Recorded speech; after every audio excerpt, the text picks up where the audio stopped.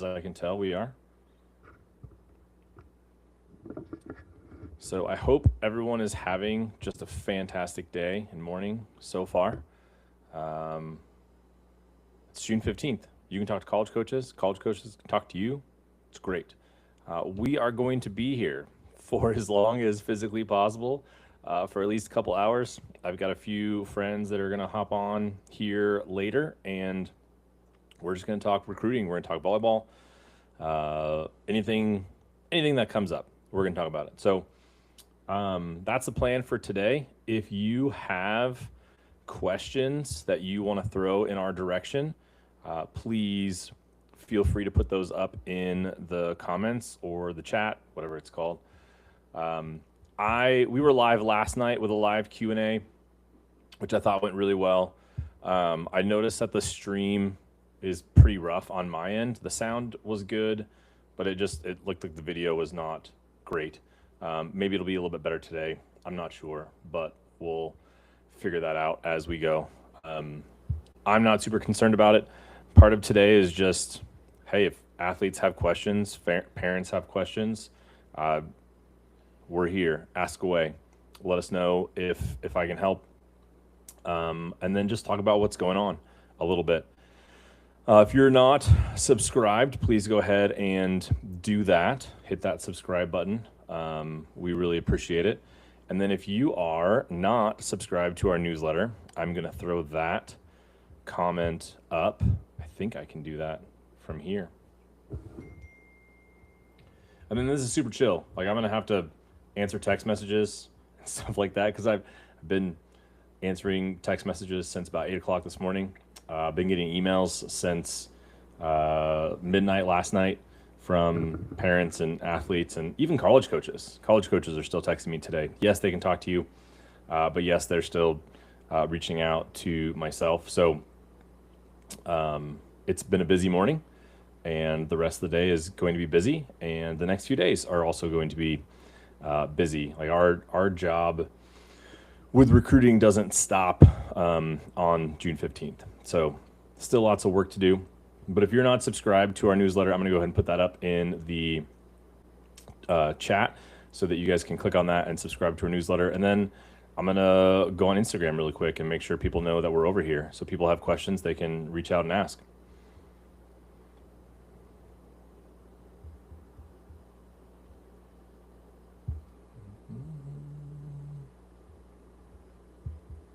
So yes, you are watching me work, basically. Yeah, this is it.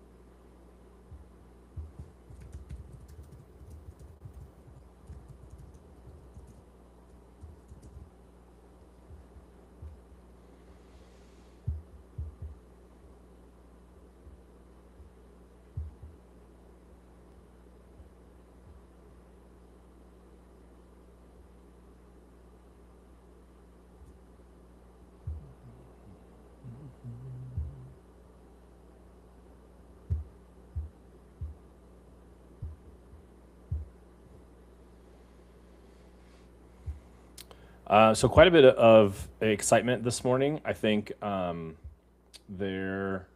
was a little bit, I've been saying for several days that I think things were going to go as fast as they've gone in the past with athletes and college coaches, and that coaches weren't planning on slowing down anytime soon. And I still think that's the case. And based on what I've heard so far from parents and athletes this morning, it seems like college coaches are full speed ahead. I didn't see anyone commit yet, at least a social media post. But there's always a few athletes across the country that it seems they're responding to all the emails that they're getting at 8 and 9 o'clock in the morning saying that they already committed to a school. That's happened over the past, like I said, I haven't seen it yet. Doesn't mean that it's not happening, but I just haven't seen it yet.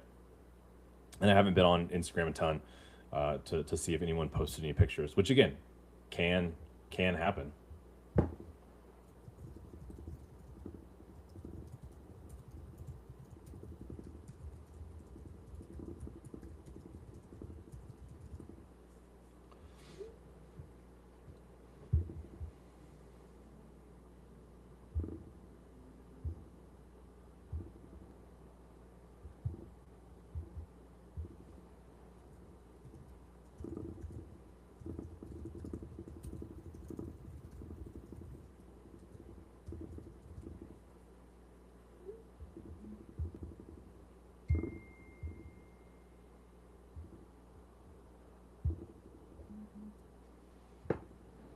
Yeah, so lots of positives so far today. I've been pretty excited. We haven't heard back from all of our individual athletes yet this morning. I've heard from most of them. Heard from quite a few of our club athletes, not all of them, obviously.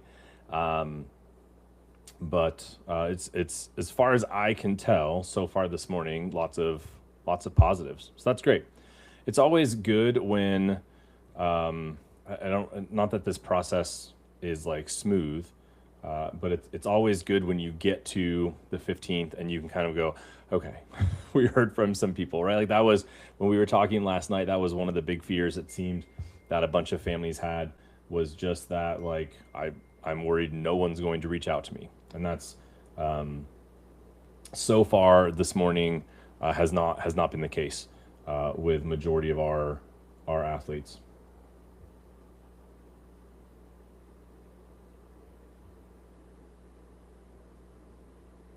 Again, I'm just working as we go through this.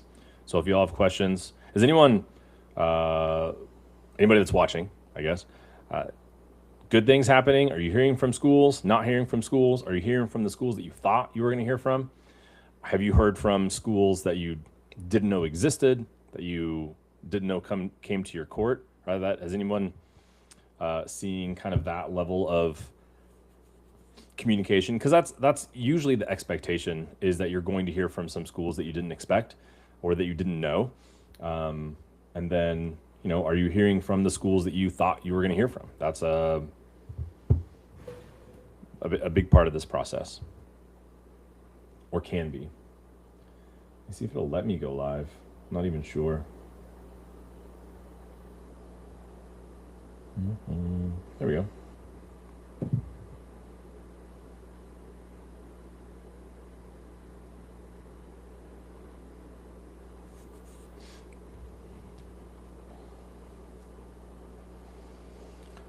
What's up, Instagram people? We are live over on YouTube. So if you have questions about recruiting June 15th, you're stuck, or you're wondering what you need to do in a certain situation, head over to YouTube. Let us know. I'm going to be here for a while, and then ask some questions. We're planning on being here from 10 to 1 over on YouTube, answering questions, talking about recruiting stuff. So feel free to hop on over on YouTube and join us. The link is in my bio. Should be able to find it. If you can't, let me know, and I'll try to send you the link so you guys can find it. But we're live on YouTube. Feel free to hop over and join us. That's all I got.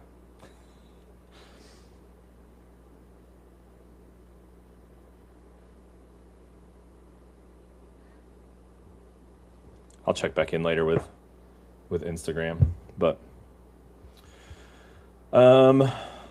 what else? There was one of the things that I think is, there's this June 15th kind of has this weird mentality, I guess, where, like, okay, can't talk to college coaches, and then on June 15th we can talk to college coaches, and so then, you know, how do we engage with our recruiting coordinator, club director, club coach? Like, how do we engage with them?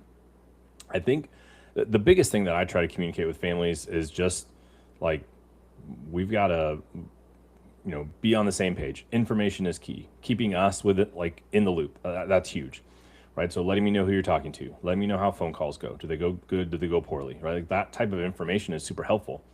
And there's still a lot of communication that happens. I've had college, it's not just our athletes that are texting me, asking me questions this morning. It's college coaches. Hey, Jason, can we get in touch with so-and-so? Hey, Jason, I didn't get a response to this text message. Is there a better number to text, right? That we get that kind of stuff from college coaches all the time. And we got some questions, which is great. Okay. Do I need email first today, or will they email me? That is a good question. So hopefully you've been sending emails out already this club season. And I mean, hopefully the schools that you've been reaching out to are a good fit and they've watched you play and you've connected a little bit there. And then hopefully they will reach out to you at some point. Not every school is going to send emails at midnight. But if you haven't been reaching out, or if you don't hear from the schools that you are hoping that you hear from, then I'm an aggressive person when it comes to the recruiting process. Like, I think you should reach out. I 100% think that you should reach out to these college coaches if you haven't heard from them. So I would encourage you to do that. So, yeah, and again, if you haven't heard from anyone yet, I mean, there's no harm in reaching out today or tomorrow or the next day. And I know I talked to a family this morning at like 8 o'clock, and they were giving me the rundown of their schools. And I said, what about this school? And she said, not yet. And like fingers crossed emoji. And I said, well, if you don't hear from them at this point, like this time, let me know. And then you text them, because they should definitely be texting you and calling you. And then she heard from that school. So it was great. But yeah, I mean, my question, like, do you have the sports in my life? Like, do you have someone, do you have a recruiting coordinator at your club? Like, who have you been reaching out to? Like, who can help you along with this process? Who can help you engage with college coaches? I mean, I would reach out to that person and see if you can also get some help. They probably have a little more experience with you directly. I mean, if I can help with that, just let me know. But I think that, like I said last night, lean on the people around you to try and help you through this process.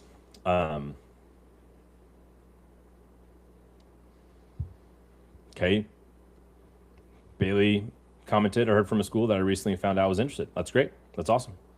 Like, that's what today is all about. That's great. It's always good when you hear from schools. It's always good when you get a, hey, this school's going to reach out to you, kind of text message or email from like someone like myself or your club coach or whatever. And then that school actually does. Like, that's always a good thing. That's what we're going for.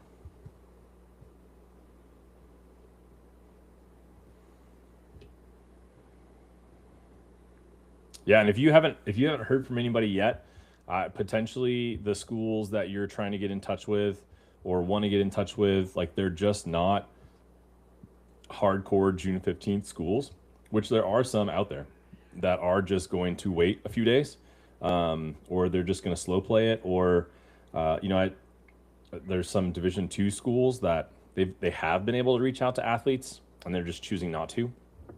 And they're not using June 15th as like a hard kind of connection date, but they will reach out eventually. It's just everyone's on a little bit different timeline, and so that's okay too, right? So if you don't hear from the schools that you're expecting to hear from today or tomorrow, and I said this last night too, like there's still going to be time. Today is not like make or break. There's not make or break June 15th, right? There's lots that you can do over the next 6-7 months. And there's going to be a lot of college coaches still looking for 2028, whatever your position is, come January. Okay. That's just true.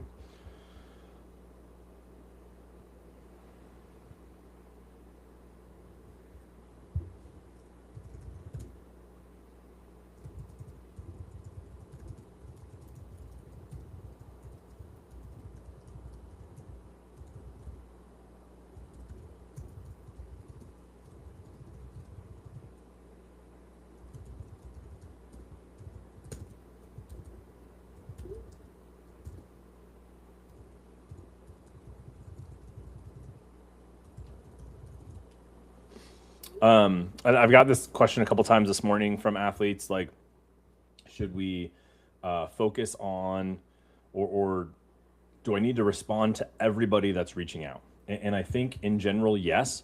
I think you should reach out to every school. They took the time and energy to reach out to you. And so you should respond and, reciprocate that in some way, shape, or form, I think. And then I think just making sure that you're doing it in the right order, right? Like if you've got schools that you're really interested in, and you've got schools that have reached out to you that are number one on your list, number two on your list, something like that. I reach out to them first, and try to engage with them first. Try to get them on the phone first, and then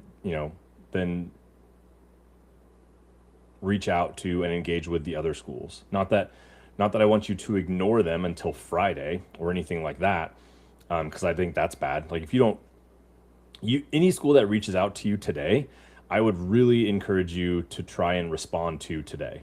And so, not that you have to get on a phone call with them today, but I think a response today would be really, really good. Because for some of these schools, if you take 2 days to respond, they're gonna be like, well, we got a response from these other kids, and so they're moving on, right? Like it's hard. College coaches do not have an issue necessarily filling their positional spots. Like if I'm recruiting 3 athletes in the 2028 class, I'm going to be able to find 3 athletes. Okay. For you as a 2028 setter or libero or outside, there's only so many schools that you can really go to, right? There's more athletes than there are roster spots. And so I definitely don't want you to ignore schools. I think you need to be prompt in responding. You potentially are in a position to sort of respond in order, right? But I do think everyone that reaches out to you today should get a response today. I think that would be what I would encourage you to do, and that's fun. So like, yeah, there's lots of schools that are doing foreign tours or whatever right now, and so this is cool that they reached out to athletes while they were overseas. I think that's pretty neat that they did that.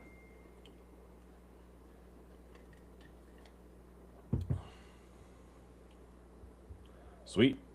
One of my parents just texted that they have a call in an hour with a school, and that school was like, call us as quickly as you can this morning, as soon as you can this morning, which is great. Love it.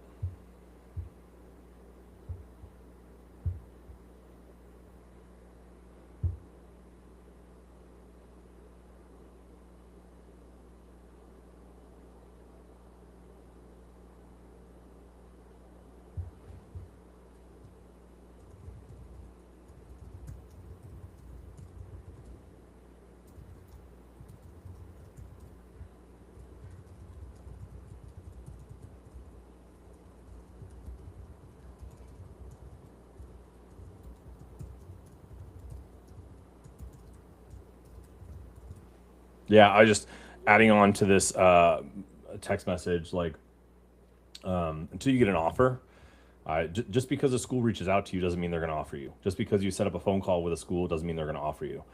So engaging with everyone, I think, is really important. And so if you don't want to ignore somebody, and so it's important to respond to everyone that reaches out to you today and as quickly as possible. I would nudge that, right? Not that you have to get on the phone with them today, but at least respond to everybody today. I think that's a good thing to do. All right, so if you're joining us, June 15th is here. It's awesome. We're going to be live for the next couple hours. We'll see. Jason's going to make up content. We've got a couple people that are going to hop on with me, hopefully at some point later, and we'll talk about some other things. We'll have a little back and forth, which will be great. But until that time, if you've got questions, if you are excited about June 15th, if anything. Let us know how things are going. Let us know you had a phone call. How was the phone call? Did you get an offer already? That's great as well.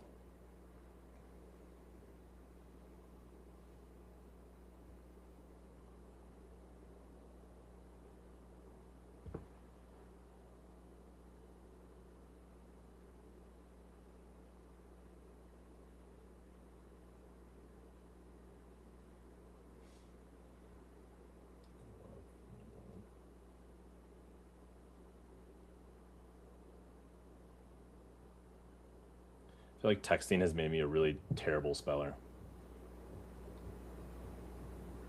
Let's see if I can get my phone to sit up.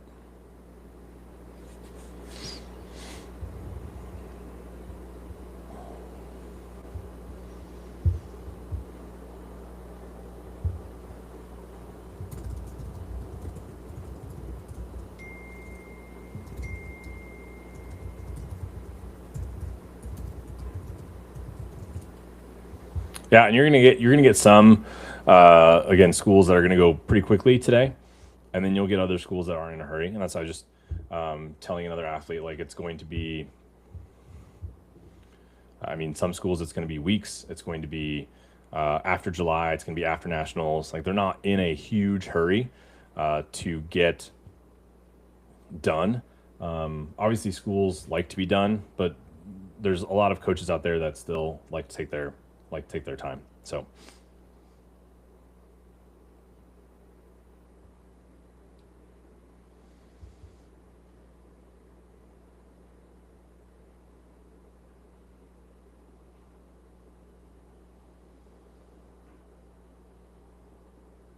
Yeah, I think the other cool thing that happens is I just got this text message. Like you're gonna hear from schools that you weren't expecting, which I just think is cool, right? Like there's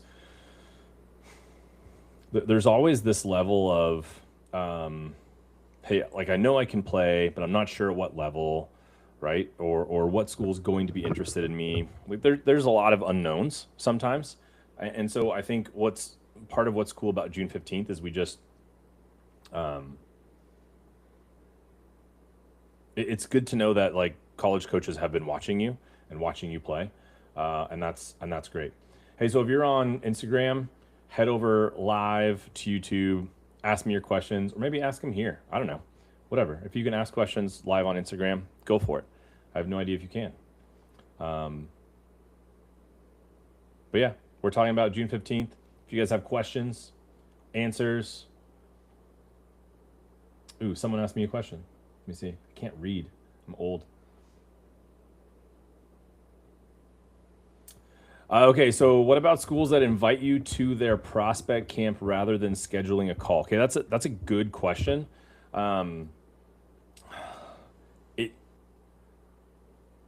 If they're only reaching out about camp, I don't love that. It's not my favorite thing. Like we've talked about this with 2027s. If people are reaching out to you and saying, "Hey, come to camp. Hey, come to camp. Hey, come to camp," at this point, we can do anything, right? We can text you, call you, email you. And so if we're just getting a camp invite, I don't love that. It's not my favorite. But I would, tell you the same thing I tell most athletes, like respond, say, thank you for the camp invite. I'll look at my schedule. My parents and I will look at my schedule and then try to set up a phone call, right? Like that's, some schools like to send out feelers and just go, hey, maybe this athlete will be interested. Maybe they're not. Let's just let's reach out to them and see what happens. But yeah, no, I think it's a good question. You can respond and they can respond back, right? So ask them a question, try to get on the phone, and then see where it goes. That's what I would do. Good question, Caitlin. On Instagram, come over to YouTube. Click that YouTube button somewhere. I don't know how it works.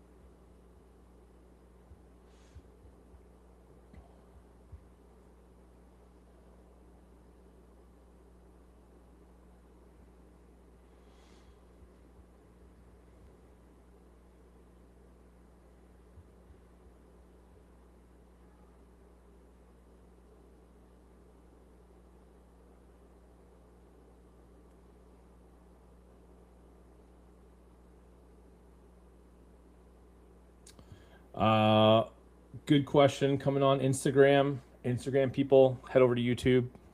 Put your questions over there if you can. I'd love that. If not, it's okay. I'll stay on Instagram for a little bit since people are asking questions. When reaching out to a college, what do you usually recommend saying at first and how? I mean, I like to keep emails simple. Whenever you're like, it's we're never. Sorry, back up. We're not in a position where we're like, here's my whole life story, come recruit me. Okay. Right now, 2026, and how it's been for several years, like you have to create some name recognition. You have to reach out consistently. Like this, I heard this, and this was the letter that I read from a school last night on the Q&A thing that we did. And I'll probably find it and read it again here in a little bit if we get a little bit more of a break. But these schools want you to be interested in them also. And so the more you reach out, the better. So like I don't, and this is I'm getting to your question or answering your question in a very long way. I want you to reach out as many times as you can. Okay, so instead of giving a college coach your entire life story in one email, we're going to take that email and split it up into like 5, 6 emails, and we're going to throw them a little bit of info at you at a time, and that way they're not just hearing from you once or twice over the course of a club season. They're hearing from you 10 to 12 times, right? Because that is really how you communicate interest. It's kind of a consistency. It's a how else are you engaging with the school? Is it on social media? Is it on Instagram? Is it on X? Is it through emails? And it can be all of those things, right? And all those things are great. Are you coming to camp? Camp's a huge thing. Camp's a huge way to show interest. Okay. So it's important that you are communicating as consistently as possible. So in your email, like a little bit about you at a time. Give them a volleyball update, give them a life update, and then here's my film link, click send. Now, I don't know, Finley, I feel like I know what your grad class is, but if you're a 2029 at this point, like you can start this process in the fall. And you can reach out to schools now and over the summer, and you can go to camp and you can start trying to build those relationships with college coaches now, because college coaches want you to be able to say yes. That's a huge part, right? Like if I know that you're going to say yes, if I know that you're going to, when I offer you and I know you're going to say yes, right? I feel like you're going to say yes, like that's huge. And so the relationship part is really important. And so the more you guys can reach out consistently to college coaches, the more they know that you're going to be interested. And this is something that, the letter said, like we've been paying attention to who is paying attention to us and who's engaging with us. And that's a big deal to these college coaches, even these power 4 schools, even the big dogs. Okay. They want you to be interested also. Right.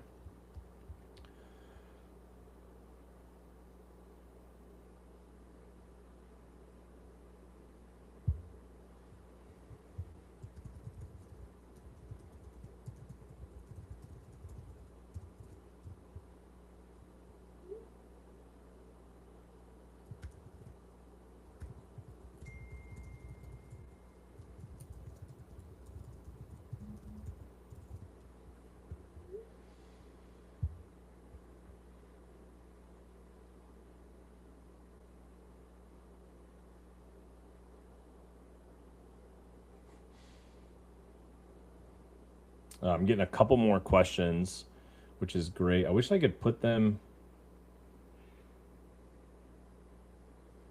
Okay, someone asked a question. This is a good question. I haven't gotten any emails yet, even though I've been emailing. Should I be worried? You shouldn't be worried. I would not, worry would not be the word I would use. I would, one, it's just day one, okay? And it's only 10:30 my time, okay? So there's still a lot of today and tomorrow left. And along with that, there are still going to be schools looking and recruiting your position in January. Okay, so worried would not be the word I would use. I would say potentially. I'm trying to find this question again. Disappeared. There it is. Potentially, thanks for asking the question, by the way. Potentially, we need to like shift a little bit as far as who you're reaching out to and what schools you're reaching out to. But I wouldn't say worried. Maybe we need to look at who we've been reaching out to and whether or not they're recruiting your position in that class, like in the 28 class, and maybe we need to shift gears a little bit. If you want to, if there's any athletes that's watching, listening at this point, if you would like some extra help, we do have a link in my bio on Instagram, and then it should be in my link on YouTube as well. Like if you have questions about the recruiting process, or you want a little bit more help, we have a become a one-on-one client link that you can go in and fill out. No like pressure. I don't force anybody to do anything. We'll get on a phone call, we'll get on a Zoom, talk to you about how we help, and then you can decide for yourself. And I've even said this to families too, like if you're on board, great. If you're not, it's fine. Like I don't get mad about it at all. And I'm not even probably going to reach out to you a second time or follow up with you. I know that's like really bad marketing or whatever, but like we have a conversation and you say, hey, great, Jason, we'll be in touch. Cool. Like great, reach out to me. I'm here. I'm always here. Okay. So we do have a link in our bio if you guys would like some more help, or if you feel like you need some more help, or if you want to have a conversation. But there's going to be schools looking for your position. And we have a ton of resources too on our YouTube page for athletes to take a look at.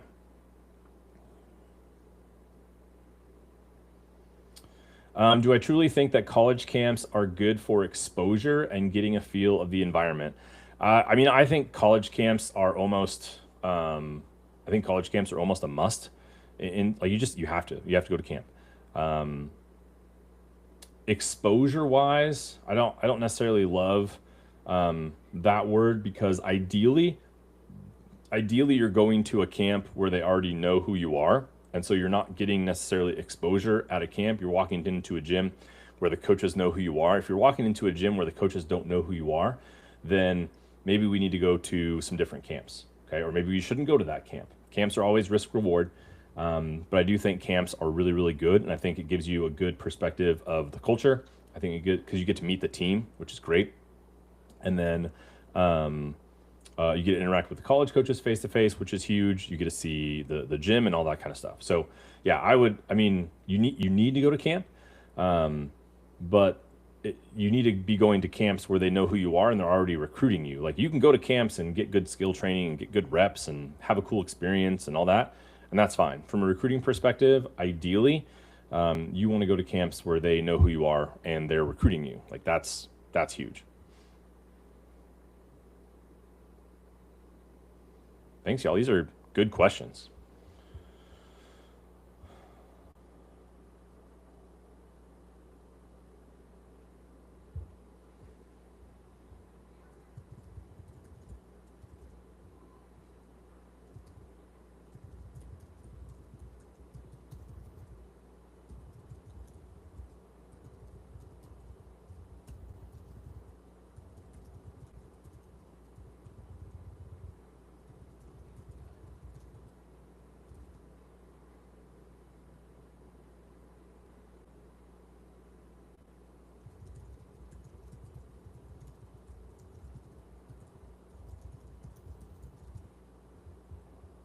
Sorry, I'm responding to some text messages.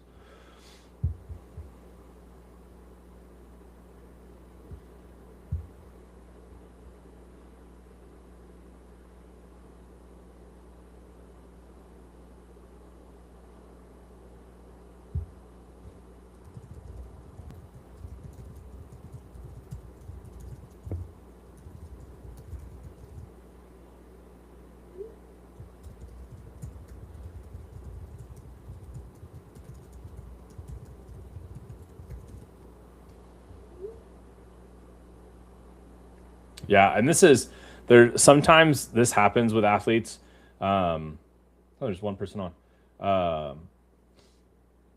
one person on Instagram. So I'm going to answer this question on Instagram. I'm going to talk about something. I'm going to answer this question on Instagram, and then I'm going to turn Instagram off for a little bit because people came and left. They tired of looking at my face, which is fair, totally fair.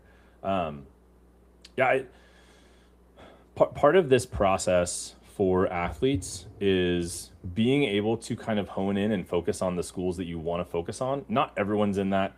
Not everyone's in that spot.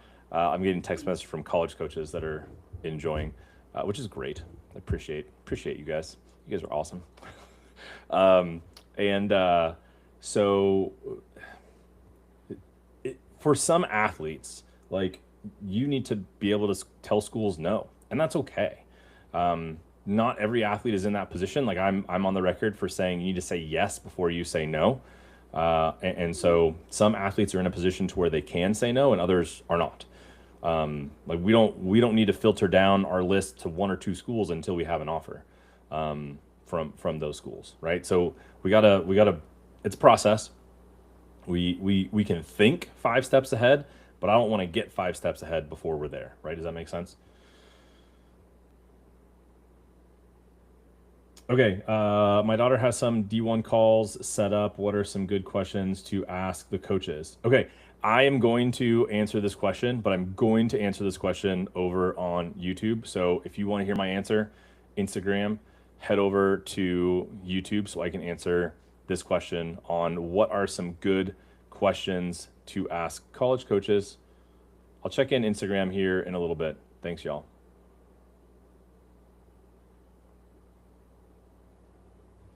Okay, so what questions should you ask college coaches? I talked a little bit about this in my, let me go find it actually. We talked about this in our 20 days video.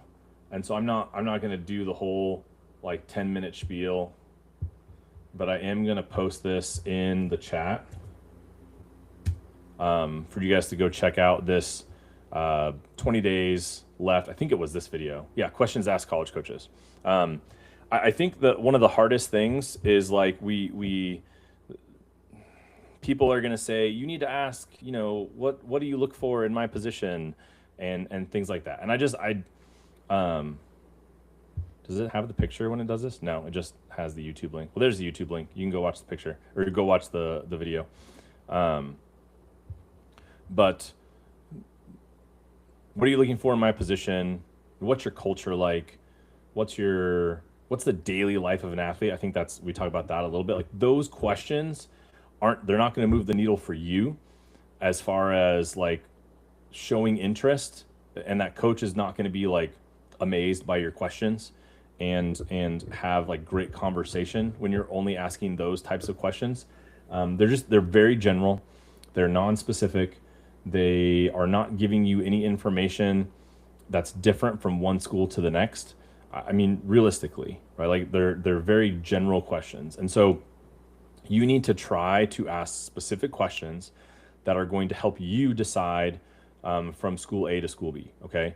So when you are trying to look at the schools that are interested in you and have conversations and when you've got 3 schools that are offering you and you're asking all these different coaches these different questions, you need to be asking questions that's actually going to help you make a decision. So what does that look like?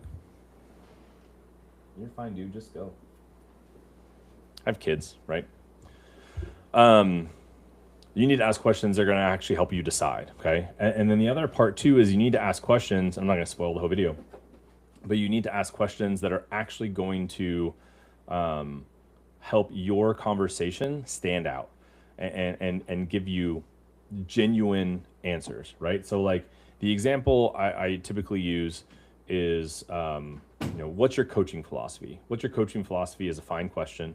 It's not a bad question, but it's not a great question. It's a very general question. So now the coach goes into their what's my coaching philosophy monologue, right? And he or she has probably gone over that several hundred times, talked about it a bunch. But the question that you need to ask is something like, hey, when you were at Angelo State, what did you learn working for Coach Waddington that you wanted to implement into your program when you became a head coach? That's the question that you need to ask, because it's going to make me pause. It's going to make me think. You're going to get a very genuine and specific answer from me because you asked me a specific and genuine question, and I'm going to give you my answer. And then that conversation is going to be more memorable, right? So like, if you just ask, what's the daily life of an athlete like, type of questions, then you're not telling me anything unique about you. And that's the other thing from your questions is like, I ask you a question, and again, we talked about this in the video a little bit. I ask you a question, you give me an answer, and then I typically just move on to the next question. Okay, so your question should create some sort of dialogue. It should create some sort of back and forth versus, hey, I'm the coach. Do you have any questions for me? Yeah, what about this?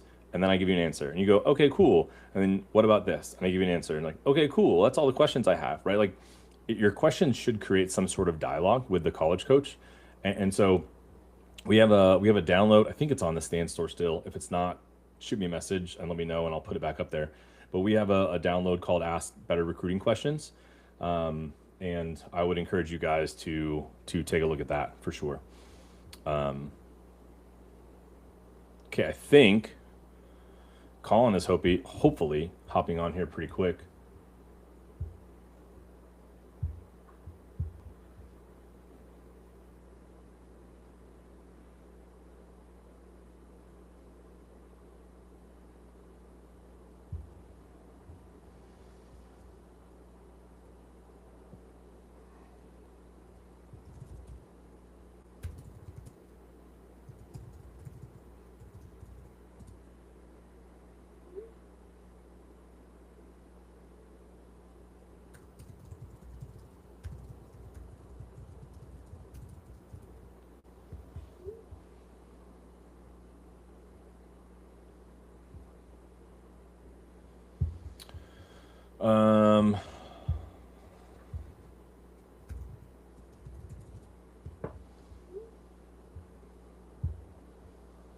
People asking about like how many phone calls can we do in a day? As many as you can.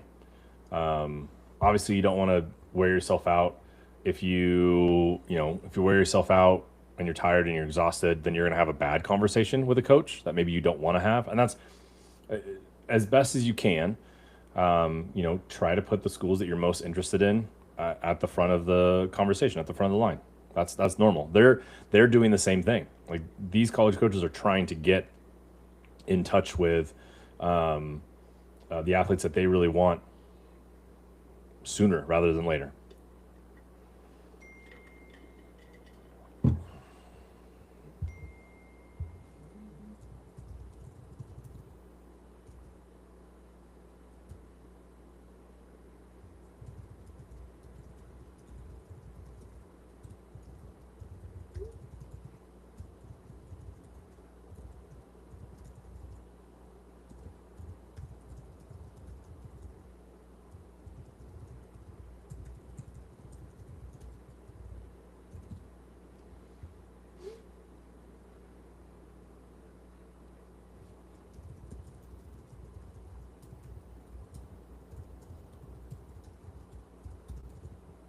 All right, one of our family is just asking me a question, so I got to respond to that.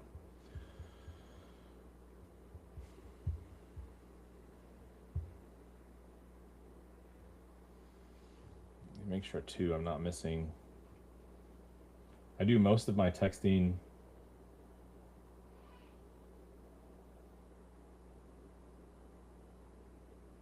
Okay, so I'm seeing a first commitment on social media. 10:45. 2 hours ago. This was posted 2 hours ago. So 6:45, we had a commitment. So we've got commitments happening. It's happening, people. Don't worry.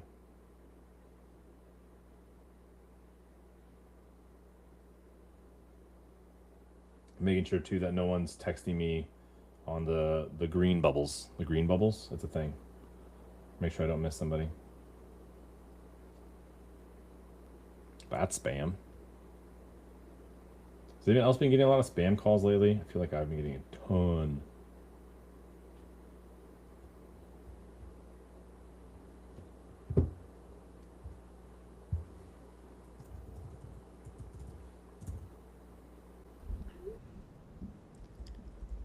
Hello. Call it. What's Hey, up? Jason. Can you hear me? Yeah, can you hear me? I can. I can see you. Sweet. Let me see if I can switch this till we're both on. There we go. What's going on, Nice. man? Not much. Happy June 15th. Happy Monday. Happy June 15th. It's been we're going strong. I've been texting since about 8 a.m. Nice. So, and I Busy was day. getting emails last night. So, from athletes, like stuff going out at midnight and whatever else people were forwarding me. So, Yeah.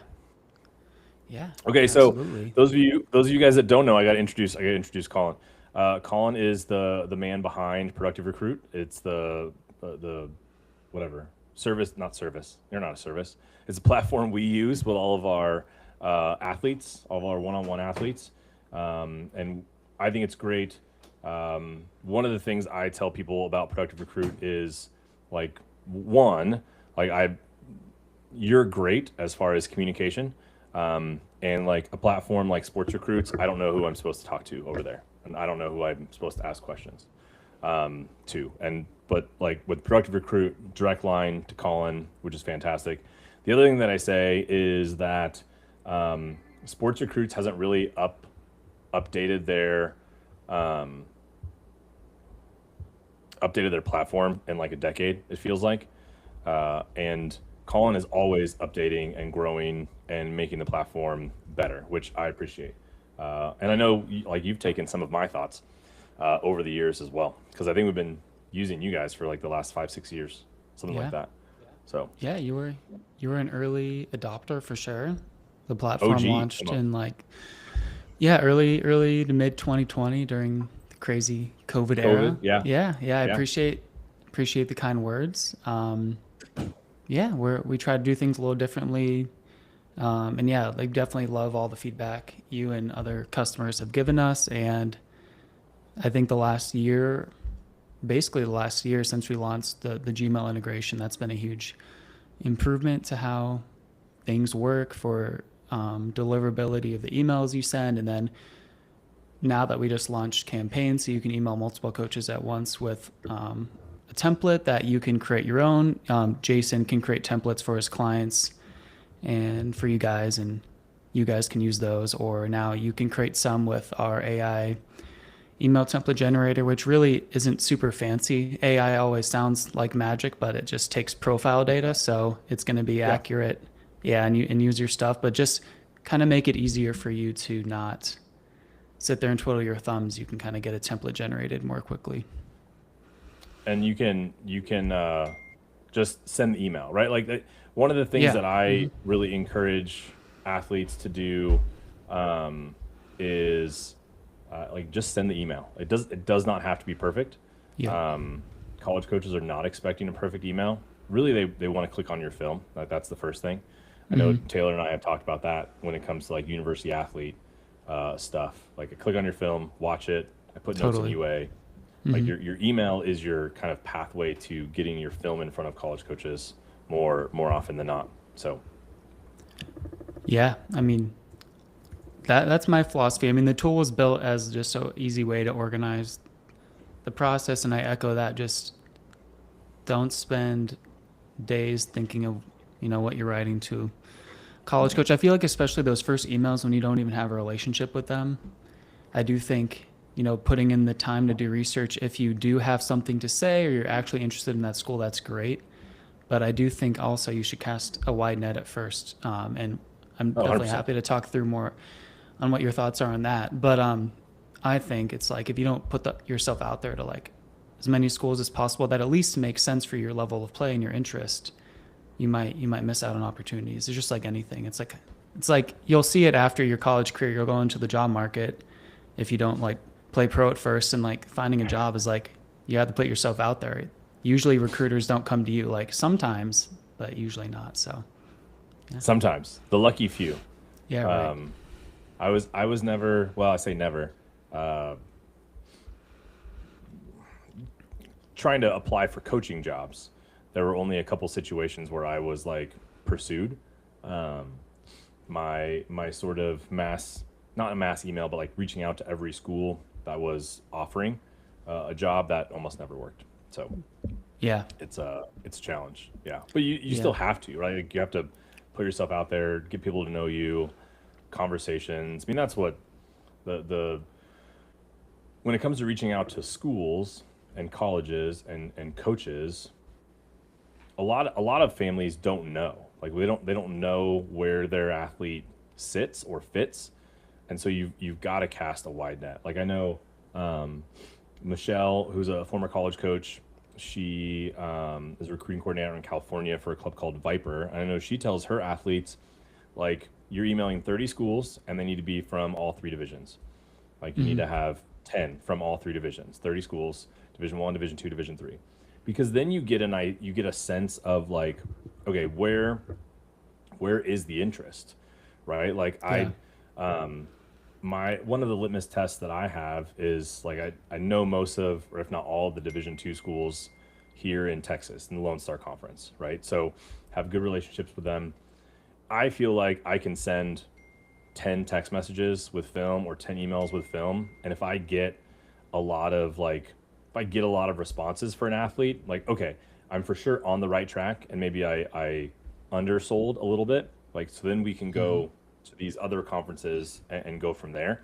And then if I don't hear back from anybody, then it's like, well, if we're not playing at the Lone Star, then we got to go either further away from Texas Division 2 or Division 3, right? Like, so Hmm. kind of have that litmus test. But I think it's a good idea for you to reach out to as many schools as you can.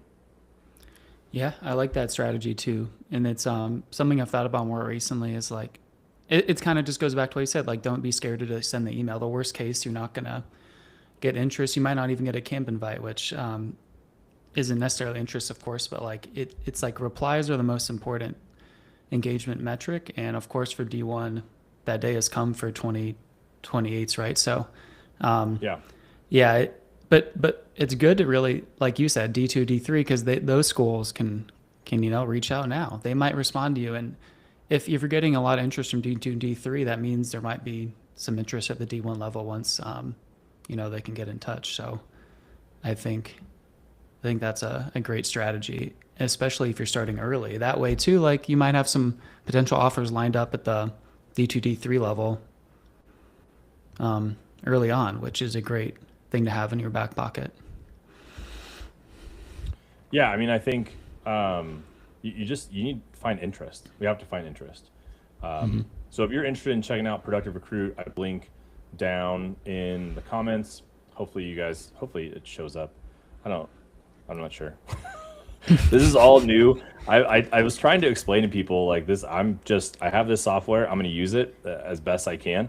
And this felt like a good day to dive into it a little bit more. And last night I did a Q&A. Last night I figured out that I can, when people have a question or they put something in the chat, like, I can post it. Like, it says show on stream, and I just click that, and then it pops up in the window, Oh, which I think nice. is cool. Yeah, this is the So, cool like, it'll tool. do I've it right heard of now it here. So this before. is check out Productive Recruit. See, I just commented that, and then there's a Nice. link below that.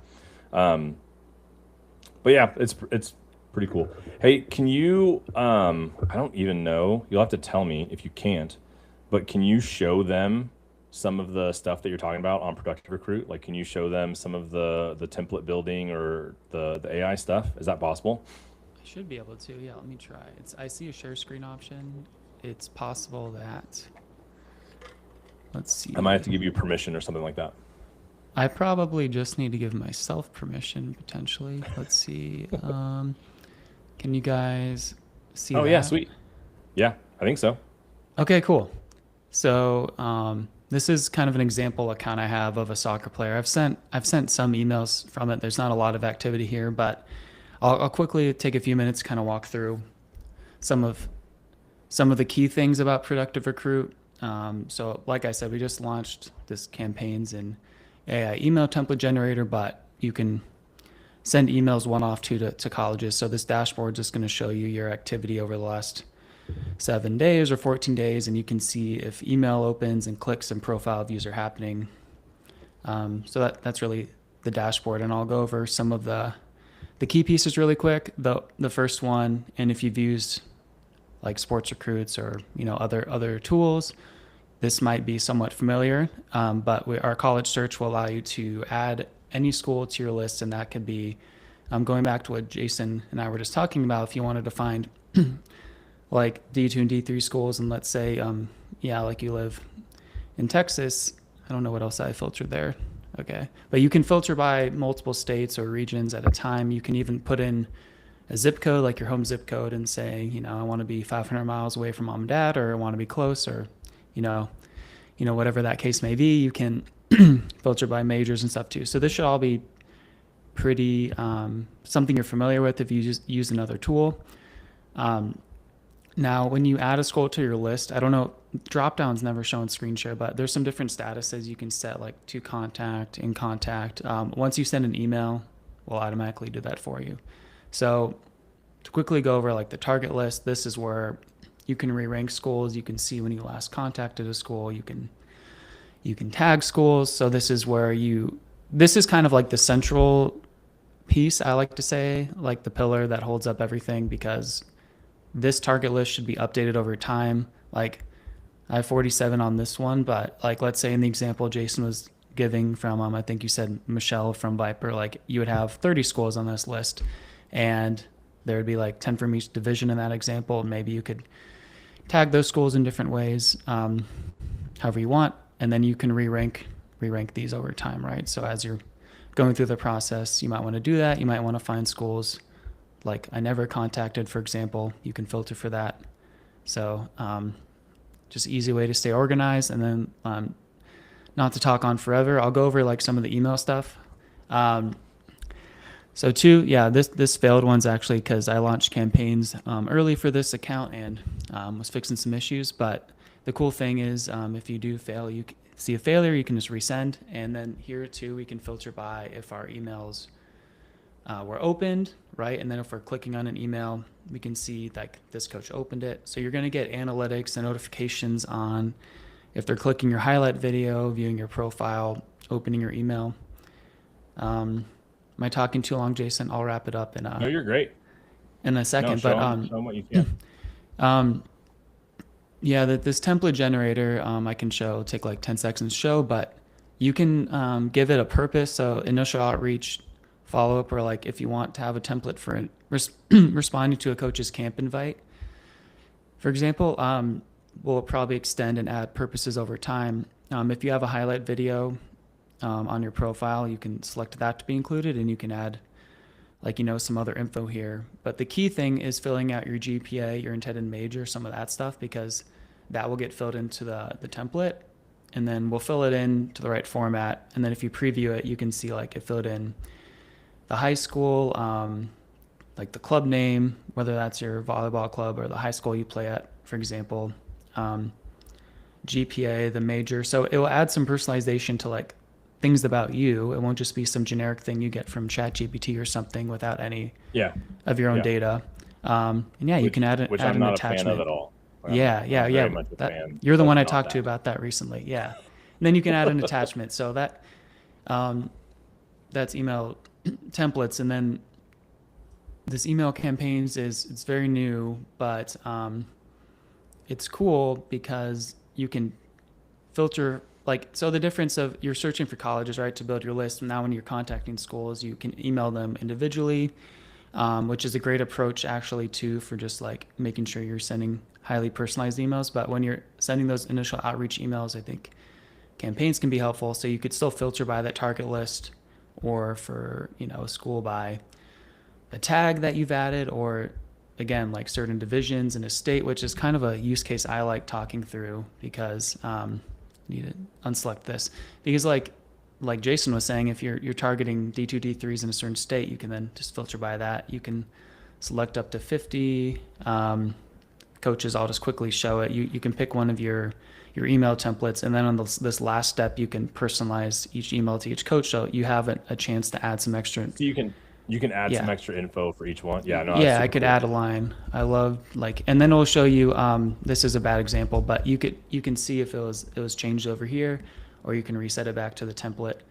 And then, when you're sending the email, we'll have a little pop-up to make sure you're ready to send, but basically in this case, it'll take like about 30 to 35 minutes to send. You're not going to have to do anything. But what it's going to do is it's going to drip them out every 1 to 2 minutes, so that it seems more natural and it doesn't look like you're just like, it's really more for Gmail and the receiving inbox, not to get too technical from the college end, to like not think of you as spam. So we don't want to look like a Yeah. robot. We don't look like it's not nothing you need to be concerned on as a user, but we take care of that for you. And then you can always come back here. If it's sending, it'll be telling you that. You'll be able to review them. And then on like the main email screen, you'll see if it's processing, it'll show you that for this campaign. So, Cool. yeah, that's how it No, works. I'm not sure there's something else you wanted me to show, but No, I think that's super cool. And I'll throw a couple more thoughts. Like, I'm not against the copy paste email personally. We send several copy paste emails to college coaches, right? Trying to get athletes in front of them and things like that. I do think though that one of the things that is it's fine to send a mass email, kind of general email, like, hey, I'm playing this weekend in this qualifier. Like, come watch me play. Here's my film, right? Like, at some point, though, you do have to make sure you send individualized emails, like you just do. So, but absolutely. Yeah, we'll call him. that's why I started with like, it's for that initial email really. Is like, I feel like, or a follow up, like you just said. I think then you can maybe tag schools, like showcase schools, and then you could like use that feature to follow up with them. But yeah, Yeah, thanks Jason for yeah, for having me. I sure. know I'm a little Hey, over man. the Yeah, I top of the appreciate it. time. Yeah. I'd love to keep you on longer. I have to make this phone call, take this phone call No, you're good. with the kid. So, I appreciate you having me. but yeah, check out Productive Recruit, Colin. He's awesome. There's a link in the comments from me. Click on that and go check out Productive Recruit. So appreciate you, man. Thanks, Jason. Talk to you later. Bye.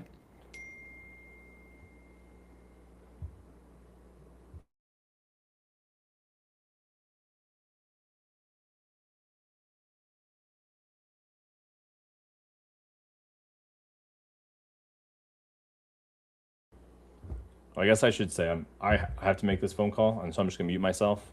Feel free to stick around. You got questions? Let me know. I'll be back in a few minutes.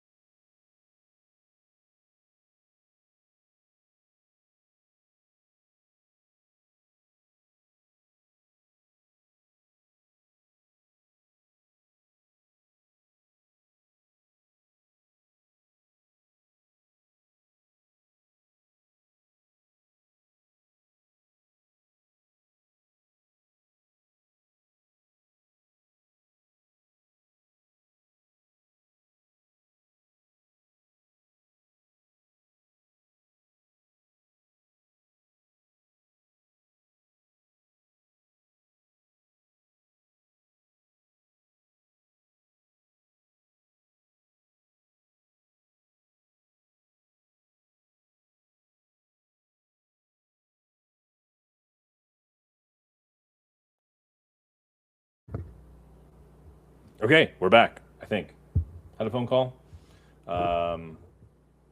Offers are coming. I think I already said we got kids committed 6:45 this morning. It's how today goes. Taylor was on. Let me text him.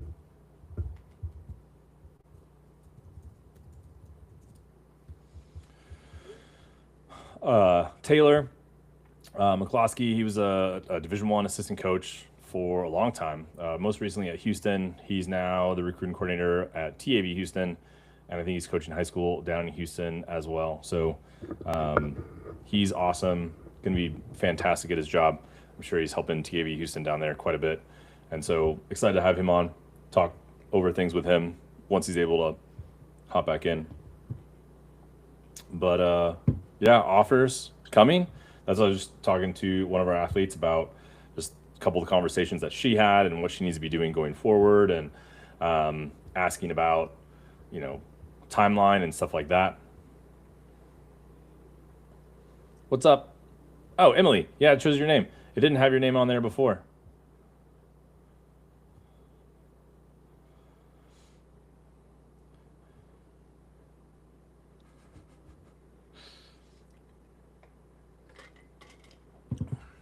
Okay, so Emily, we've got to connect with some schools after today. We gotta set up a call, and we gotta talk more about some schools. Okay, but that's definitely a conversation we can have. And like I said, don't be worried about things. Okay, hi. We'll make it work. Okay. Not everyone's on the same timeline, right? So like talking to a couple athletes this morning, some of them are going to be done within the next few days, and that's not going to be everybody, right? So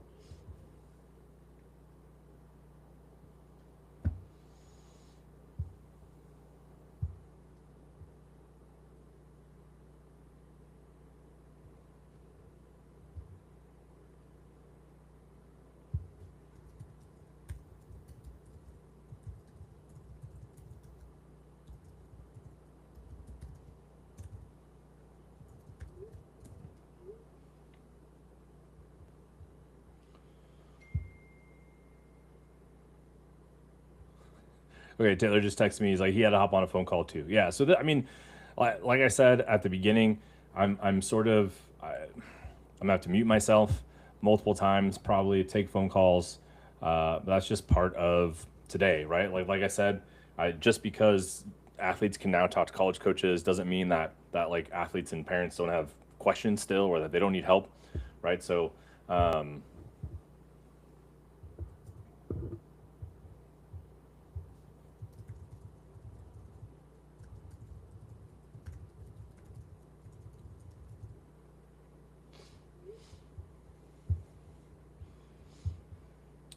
that's what we're here for. I try to tell all our families, like, I'm here all the time. We like with the clubs that we work with and our one-on-one families, like my kind of outstanding rule is like, just call me. That's what I encourage most families to do. Just pick up the phone and call me. Typically I can answer. Can't always, but can't always pick up the phone like right in that moment. But that's just really the best way to get in touch with me for the most part, is to just reach out.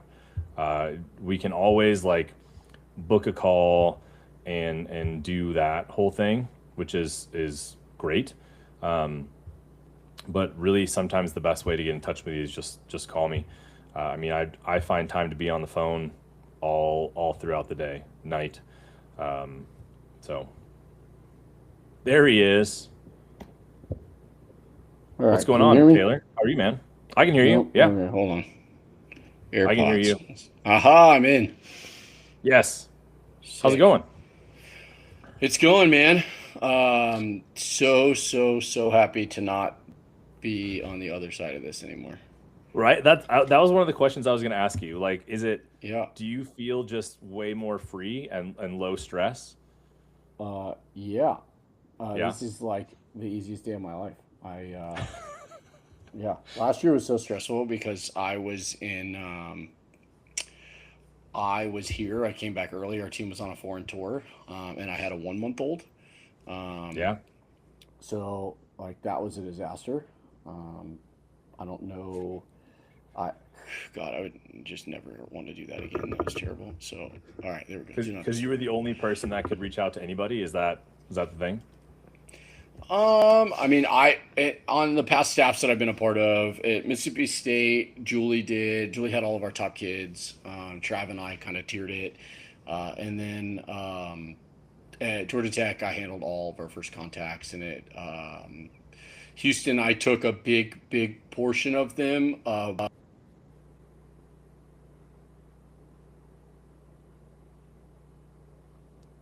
I just lost you, Taylor. I don't know if it's your headphones, Bluetooth, maybe. Where's my? There you go. Now you're back on. All right. My phone was taking over. Yeah. That's Now can you that's hear what I me? was gonna say. Because Okay, mine yeah, do my that too phone, but it was sometimes. like, but it wasn't like it switched. It was like it was telling me to connect, and it was weird. I've never seen No, my I phone don't do that want to. before. Yeah. Okay. Anyways, yeah. So we would kind of I would send out all the texts. I had an app that I could kind of mail merge on my phone and through text, and I would handle that. And then as they would come in, we would kind of see who has what at what time and just kind of plug that way. So, but last year was all me because everybody was gone. So, um, yeah, it was a hoot. It was a total blast. Yeah, I'm sure. Sounds like it. But not this Yeah. year.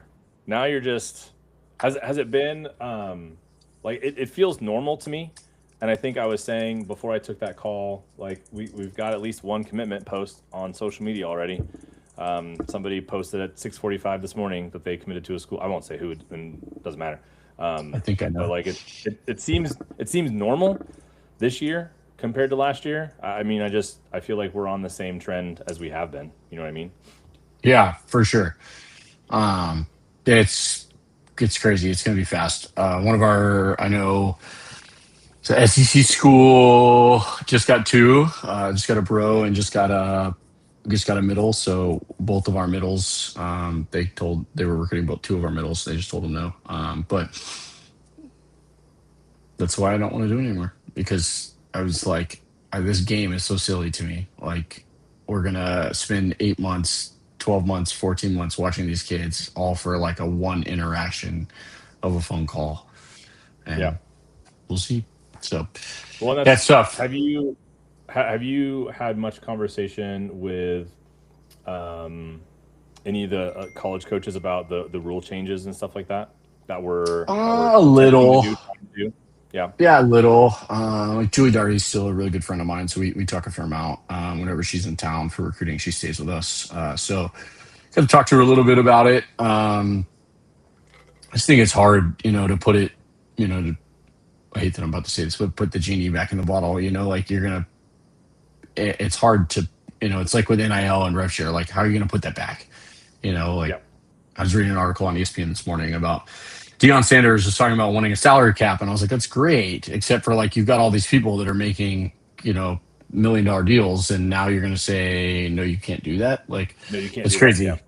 Yeah, it's crazy. So I think I think there's some balance between, you know, back when you were doing it and now, like when I first started this in 2014, we could talk to eighth graders, and that's probably not Yeah. okay, but hold on a second. You're good. Sorry, my dad's trying to call me. I got family in town. My brother's here. My brother's got my car with his kids. They're out. I'm stranded. So I'm like, I got to get over to Perfect TV timing today. to be on Yeah, YouTube, it's great. right? Yeah. Perfect So, timing. but that's great for me today. Um, yeah, I think everybody thinks that it's better than it was, I guess, but not really, But there's definitely, I guess what I should say is everybody thinks that there's a better way. It's just nobody can agree on what that is. So, Yeah. like for the top 15, 20, 30 schools, this is great. Like they go in, they get their pick, and I bet And the then they're out. top, They're done. yeah.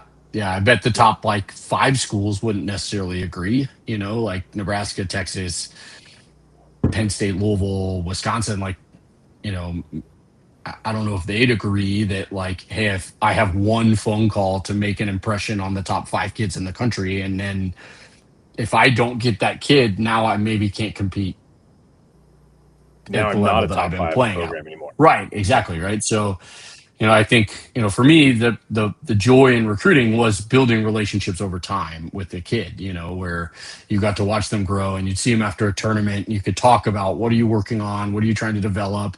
You'd get to go watch practice and have those conversations after you saw them play of, okay, what did you think of practice? Blah, blah, blah, stuff like that. And, that part of it I really enjoyed. And I think there was a group of us, that kind of came up at the same time that were all, really good at that part of it, like making relationships. And now Yeah. there are relationships, but it's like on Instagram and it's at camp, or it's, through how creative can you be on an email that your compliance might or might not love that you're sending. Let you. Yeah. Yeah. So that part of it's super interesting. And I'm not the NCAA police. I don't care. I had somebody text me yesterday, hey, can I have this kid's phone number? I won't prearrange a call. And I was like, I couldn't care less. Like, that's not my job. Like, do whatever. It's just your morals, not mine. Like, I don't care. Like, I'm not the one that's going to tell you not to do that. Like, send me whatever email you want. It's not my job. So I played by those rules for so long. I don't need to do that anymore. Same. Yeah. So it's interesting. So it's definitely a better way to do it for sure. I think giving coaches a longer period of time to talk to kids, maybe an offer date that we can't offer verbal, or I think kind of figuring that out may be better. I do like that they get to get through this spring without having to talk to coaches, and they get to wait a little longer to start this recruiting process. So Yeah. how can we start it in May till now, and they have a month and a half to talk to people before you can verbal offer anybody. I don't know. Some sort of format like that makes the most sense to me, but I don't know. I know. It's been really I know. nice not having to like be on the phone all the time all spring, because that used to be the game is, it was all spring all the time. You were talking to college coaches all the time. And I know some parents said that to me back in the day, like this is hard because my daughter had a bad game, they had a bad tournament, and now she has to get on the phone this week with college coaches and talk about it. Mm-hmm. Which then just don't. I mean, I don't talk about it. Like, that's one way to do it. But, right. Yeah. It just I do like. I think there's some good to that. I have not been a huge fan of the offer date, quote unquote. Mostly because I think creating legislation that doesn't exist, like we don't have, there's nothing in the NCAA rulebook that says anything about verbal offers, verbal commitments. Like, those two things don't exist according to the NCAA.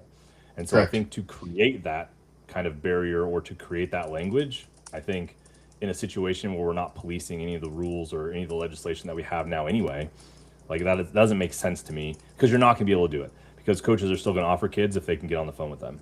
And that's I've with these new rules that we've been doing June 15th, like I've said, it's not going to slow things down, because if college coaches are in the gym with athletes, they're recruiting them, like, period, end of story. It didn't stop anyone from watching or evaluating freshmen just because you couldn't call them, right? So it's always happening. It's I'm more of a open it up person, like sophomore year, right? Like summer of your sophomore year, open it up. And then if So going into the sophomore year. Yeah. So after 15s. So 2029, after nationals, okay. Boom, open it up. Yeah. That's and my kind of theory behind that has been like, well, okay, if then the athlete is in a little bit more of a position to go, well, I want to take visits, right? Like, I want to go see campuses, and they'll have opportunities to do that. Yeah. Because and 15's year is really the best year to do that right now. Yeah. And if that athlete wants to get on the phone with, let's say, Kentucky and commit on July 1st because they're from Kentucky and their dad played basketball at Kentucky, then let them. Like, why is that a big deal? That's me. I mean, everyone's a little bit different. I know everyone talks about the transfer portal and stuff like that, but I'm the transfer portal is going to be a factor. I don't, I'm not a huge fan, but Yeah. what's what's been your like biggest shifting from college coach to recruiting coordinator? What's been your biggest like aha so far being on this side now? It's a great question. Um,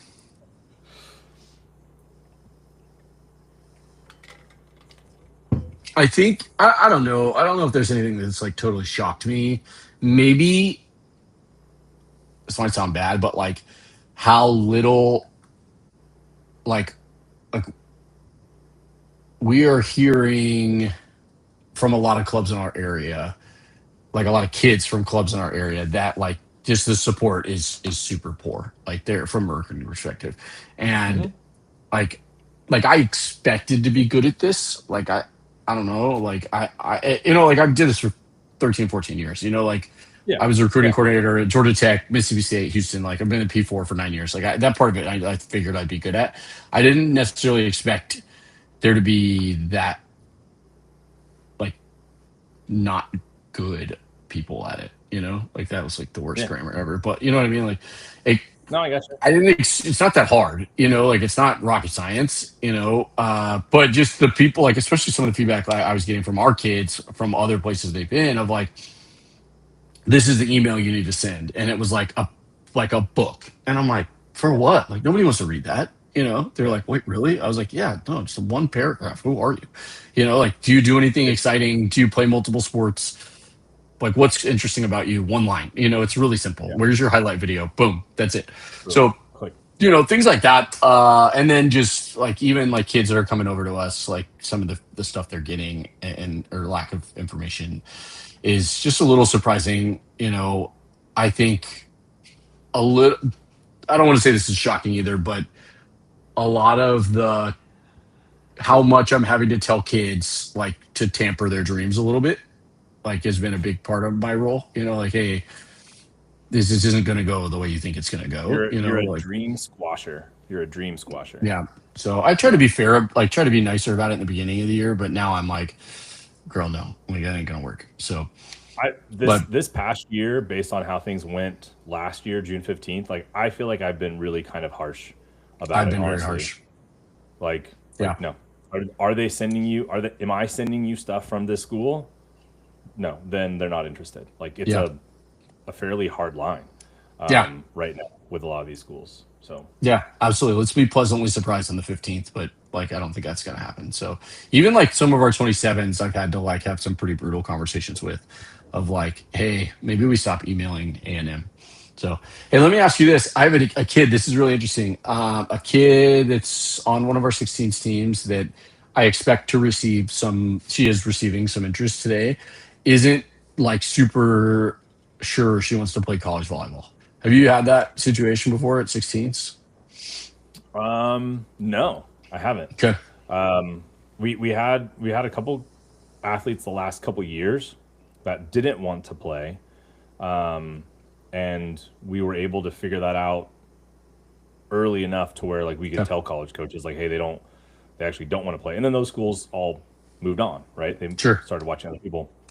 Haven't had any girls get to this point that were unsure if they wanted to play or not. Okay. So that's And interesting. I've just told him like, hey, that's fine. This is your life. Like you don't. There's no Yeah, expectation do just what because you're playing at a really high level. Like you can do do what that you and want to do. not. Yeah. So in Florida, it's super common, because I'm actually surprised it's not as common here. Um, but in Florida, like everybody growing up, it's Florida State, Miami, UCF, UF, and Pick a school. well, yeah, but they all grow up like dreaming of college football. Like all their kids, all their friends are in sororities and fraternities at one of those schools, and that is what they know about college. And there's so Yeah, many kids that I know from my town specifically that have just they're like, yeah, I'm just going to go to UCF and party and have a good time, and I'll play on the club team, but yeah. that's it. So, yeah, it was interesting. I was just like, hey, you can do whatever you want. This is your life, dude. There's no like rule. There's no like social guidelines that say like because you play club volleyball, you have to play college volleyball. You know, I actually think that might be better for a lot of people to hear. I don't know. You don't have to do this. It's okay. Like it's a hard thing to do. So It is. yeah. Club's a lot. It's a lot of Mhm. time and energy and effort, and you know, I mean, you've been in Texas long enough. Like Texas athletes, I feel like get burnt out quite a bit. Yeah. And I've done the math. High school volleyball in Texas, that season is longer than most Division One teams' seasons. Not all of them, obviously, but like the high school season in Texas is longer than a Division One volleyball season. It's crazy. Yeah. Yeah. So my group, we're August through October, August, September, October. It's just 3 months. Yeah, But these kids are playing 50 matches, right? Like, aren't there it's some of crazy. these private schools that are Yeah, playing like 40 or 50 matches? Yeah. state schools too, public schools. Yeah, Yeah. Yeah. We're in the SBC. So I'll see what that looks like. But I think we're 3 tournaments and then a handful of games. I don't know. We shall see. so I have a question about timeline question. Yeah. What if our timeline doesn't match up with theirs? How do we handle that, Taylor? Manage risk Yeah, is it's the biggest thing is it's all, and that's what I've been trying to explain to our kids is just it's all managing risk is are you, and I've also been hammering our kids that is okay, it is absolutely okay to go into the fall or go into next spring uncommitted, like with the level our especially our top 16s team that's going to be our top 17s next year, like the level that team's going to play at next year, if you're uncommitted going to the spring, you're going to be fine. Like you're going to be totally okay. Like be the best uncommitted kid next spring and see what happens. You're gonna have a good time. Like it's okay. yeah. There's going to be schools So for yeah, sure. for sure. So I think I've been really trying to hammer our kids on not comparing themselves to anybody else, like not letting FOMO or any sort of like comparison need like drive your fear rate up. Just like, oh, that kid committed, great. Like if Good they're in your priority. position, like maybe take note. But otherwise, like, hey, this school doesn't need this kid anymore. But you're probably not walking in those circles anyway. But if you are, hey, okay, this kid they don't need et cetera anymore. That's fine. Who Right. does? But yeah, I think if they, what I guess we probably know more than anybody else, especially these kids doing this for the first time, is like there's so much pressure from schools to get a kid today, Yeah. and coaches feel the same pressure. So college coaches are going to offer 5, 6, 7, especially like a middle of the pack Power 4 school is going to offer their top 5 kids, and Hmm. they have to do that either to get a second call or Yep. to get a kid. And if I've done my work and I know that I have 10 kids on my list that can help me, I'm going to offer those top 5 kids. And one of those kids is probably going to say yes. Yes. And so that to me, it's like you just have to understand both sides of it, right? Like you're playing the same game. If a kid is going to get 5 or 6 offers on day one, the school is also going to give out that many offers because they have to get a kid too.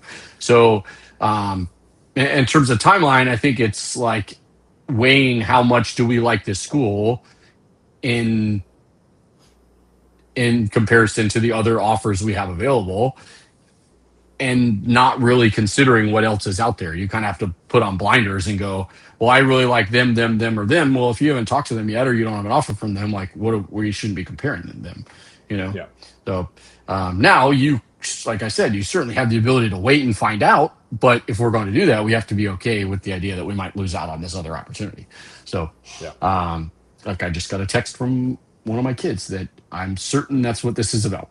Is I'm absolutely positive. They asked me, "What are your opinions on this school?" And it's the first school that offered them this morning. And Yeah. um, so I think they're going to go, "Should we take it?" And I'm going to go, "Not now. Like, let's give it a day. Like, let's see what happens. Give it a day. Like, let's see. Like, when everybody, like, when the schools start losing their top 3 kids, like, what do they do next? Yeah. So." Yeah. This is fun. That's I'm that's loving. the I'm loving today. This is like the greatest thing ever. This is awesome. way different. I'm so happy to talk to this. I'm like tickled. This is It's great. the communication piece, I feel like, Yeah. right? So do you have, as an athlete, as a family, like do you have someone that you can lean on and ask questions, Yeah. right? And then can that person turn around and go, well, let me find out. Like let me find out what the situation is, right? Like are we making educated decisions or are we just making a decision because I don't feel like that's the decision we should make? Like what other information do we have? Because what you're talking about, maybe one of those schools that they want to get an offer from is planning on offering her. They just need to get through A, B, and C first, right? Yeah. Like, but can someone like me ask that college coach, hey, this kid's wondering about you guys, like what's up, what's the plan, right? And then you give that information back, Yeah. and then you're making decisions based on like actual information. And this is, I feel the same way about camp. Like unless you're getting recruited by Baylor, SMU, whoever, right? Rice, like you don't need to go to their camps. If you're not getting recruited by those schools, you don't need to go to camp. Yeah. Tell me what you think about this. So especially our 15s.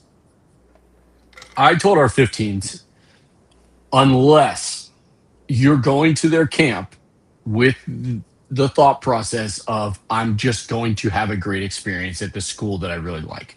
Like you're only one of the top 15-year-olds in the country one time. Like in your life, you are that one time. Like you have, like, if you want to go to Nebraska camp, go for it. Like if you want to go to Wisconsin or Texas or whatever, like you might be on the third court. That's fine. Like if you want to go and just have a great experience and just say, I'm playing great volleyball against good kids.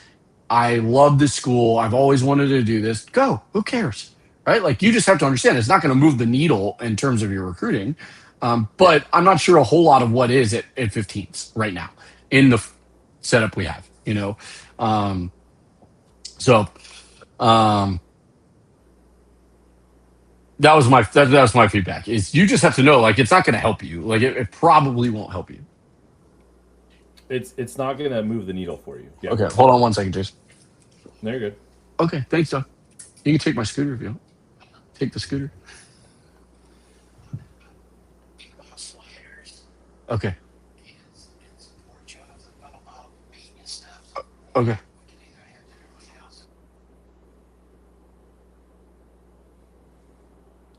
Hey, if you are a 2029 or younger on Instagram watching this right now, head over to YouTube. Taylor McCloskey and I are on YouTube having a fantastic conversation about camps and expectations of camps, and you wanna hear all that. So head on over or stay here for a little bit. That's fine too. No, I think one of the things that we talk to our freshmen about is like you don't have to hit a home run this summer. Like you don't. You don't have to go to the perfect school camp this summer. It's not necessary. Next year, potentially, if we're still doing this June 15th stuff next year, we'll see. I hear different things from different people, so we'll figure that out. But like next year at camp, probably a bigger deal, right? That you hit a home run camp wise. Yeah. This summer, less of a big deal. So let's go see some different campuses that you want to go see. Yeah. Let's go interact with some coaches that you want to interact with, some places that you want to go, some things. I mean, let's go see as much as we can based on budget and stuff like that. Get some feedback. That'll help us, like with the path over the course of the next year, and then we'll go from there. But like it should be camp for freshmen. I feel like should be an information grabber. Right? Like what do I like about this school? What do I not like about this school? And kind of go from there. That's been our approach over the last few years. Just have, like you said, have an experience, have a good time, learn something, and then find out what you like and what you don't like about these different schools. Yeah. I think too, like there's a lot of similarities between a lot of the Big 12 schools. Like SEC schools, there's a lot of similarities. Big 10 schools, Sun Belt, if you can get to a school in that league, now you have a comparison point to make to the rest of the other schools. Like the cities might be a little different, like Starkville, anybody in Mississippi is going to tell you that Oxford and Starkville are night and day, right? Totally different. However, there's still similarities, right? Like there's still 3 hours from an airport. There's a certain amount of things to do in each of the towns. The towns change dramatically on football and baseball weekends.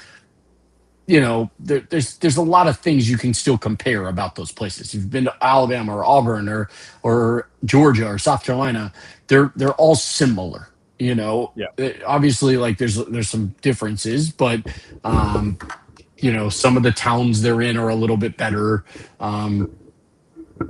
But in some ways, like I'm sure they all have a claim to fame that they're all a little bit better at. So I think that's a great point. It's just making it so there can we get to a couple places, like for us, we're lucky, that, TCU and SMU and Baylor, there's so many P4s here that you can get to these places. Tons. But there's a lot to compare. So SMU and TCU, you get to one of those, they're pretty similar. Houston and Rice couldn't be more different. It couldn't be more different. So, but for our kids, like I'm sure you tell this to your kids, like there's no reason why my kids can't get to all the places here. Like and then when we go to tour, can we get here? Can we get here when we go to those places? So Yep. I think that's good advice too for the 15-year-olds that I've been telling them is like when we go places, go get on campus. When we went to Boston, can we get to BC? Can we get to any of these other schools that are around there? Can we get to a couple Ivy League campuses? Like where can we get to? When we go to Salt Lake, can you get on campus at Utah? Can you get to BYU? Can you get to Utah State? Like there's all these places. Can we get on these campuses so now we have some points to compare to as we start making a list? So No, and I was talking to a college coach just the other day, and he said like we had way more athletes come on a visit on their own this year. Like more of our top athletes came on their own on a visit, saw campus this year than had in the past. I think that's great. I think that's good. Like you have to. That's one thing I miss about the old rules is that you could do unofficial visits at any point. I thought kids were way more informed on their decisions. We had when I got to Georgia Tech, Michelle and I had a policy that we will not turn down an unofficial visit. Like it didn't matter where the kid was from, who they were, what club they came from. For the first 2 years, I probably did 1,000 unofficial visits. It was insane. Like, we would take whole teams. We had Jason at TCU. He brought his 16th team with his daughter and those kids on it. Tribe Dean would bring it. When we had Big South, Dean would bring a team. But those experiences let those kids see what a college campus was while they were already traveling. It's not an added expense. It's not an added hotel room or flight or anything else. It's just we're here. Can we get on campus for a couple hours and let them come? That was one thing I thought we've definitely. If I have any say in anything, I would say let's get that back. But that's been my biggest push with other college coaches has been like we have to bring back visits. Like they need to come back. They're huge. And I totally agree with you. Like we probably, if they wanted to come on campus, we were probably at a minimum like, hey, come to practice. We'll set up something with the team. We didn't always like do a tour with them depending on who they were and how long they were there for and stuff like that. But yeah, and it's such a good recruiting tool, right? When you take visits seriously from everyone, because that athlete is going to go back to their team and be like, we had a really cool visit at this school. And then other players are gonna be like, well, that sounds great. Like, can we have we want to go on a visit and meet the team and watch practice and have they want that experience too. And so I think it's cool. I think visits are such a huge deal. And you probably said this. I feel like most college coaches said this back in the day. If we can just get them on campus, right? Like that's the. Yeah. So have you heard of yeah, I'm sure you've heard of it, but Dan Tudor, the guy that does those like the recruiting. Yeah. That's old school. He's still around. Yeah. I'm sure he is. We used him at Mississippi State, and he was awesome. He's a great dude. I was super skeptical. Trav was like, "Hey, we got to do this. We got to do this," and I was like, "No way, this isn't gonna work." Whatever. But the guy was unreal. It was awesome. He was super cool. Flew out, spent a whole day with us. He's like, take me on your visit, whatever. And I told him, I feel like such a fool now, but I said, look, Dan, if we get a kid on campus, like we're batting like 800, 900. If we get a kid here, and he goes, you think? I was like, he's like, yeah, you're already in their top 3. Like if they're coming on your campus, there's a really good chance they already like you. And I was like, here I am thinking we were like special. I was like, yeah, we're doing so good at this. And it's like, yeah, duh. Like, of course, like Yeah. that's how it goes. So, yeah. But yeah, that's the big deal is can you get them on campus? And you're going to win most of those. Mm-hmm. But yeah, I felt like a Because fool. you get them on campus. Yeah. Yeah, exactly. But So, going back to what you said at the beginning, right? Like part of what, and I realized this too, what you said, like you get to this side and you go, man, there's a lot of athletes that aren't getting recruited, right? Like they're not doing what they need to be doing to get in front of college coaches. So it's they need help with figuring out what to do. Like I found there was a huge amount of just like passive reactive recruiting, right? Like, well, if they're interested, they'll reach out to me. If they're interested, they'll call me. If they're interested, whatever. And I feel like just the opposite is true. Like college coaches are like, you need to show us that you're interested in us. there's a Otherwise, we're going to couple, the athletes are. yeah, there's a couple people that have said that. And like I know TCU's like that. And they're like, look, if they don't come to camp, we don't think they're interested.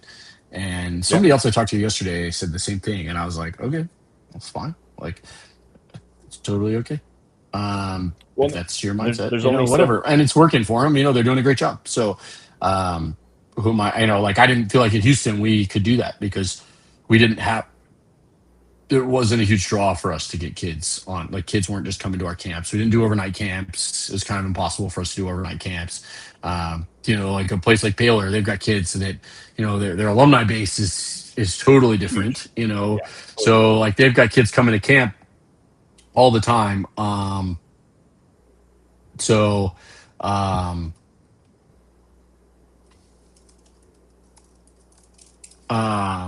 they got Yeah, kids that every they're at school. their camp all the time, and it's like they're from like when they're 13, and it's like their greatest experience ever, and we were not able to provide that same experience. So I think you just have to know, kind of know what you have as a coach, and it's Yeah.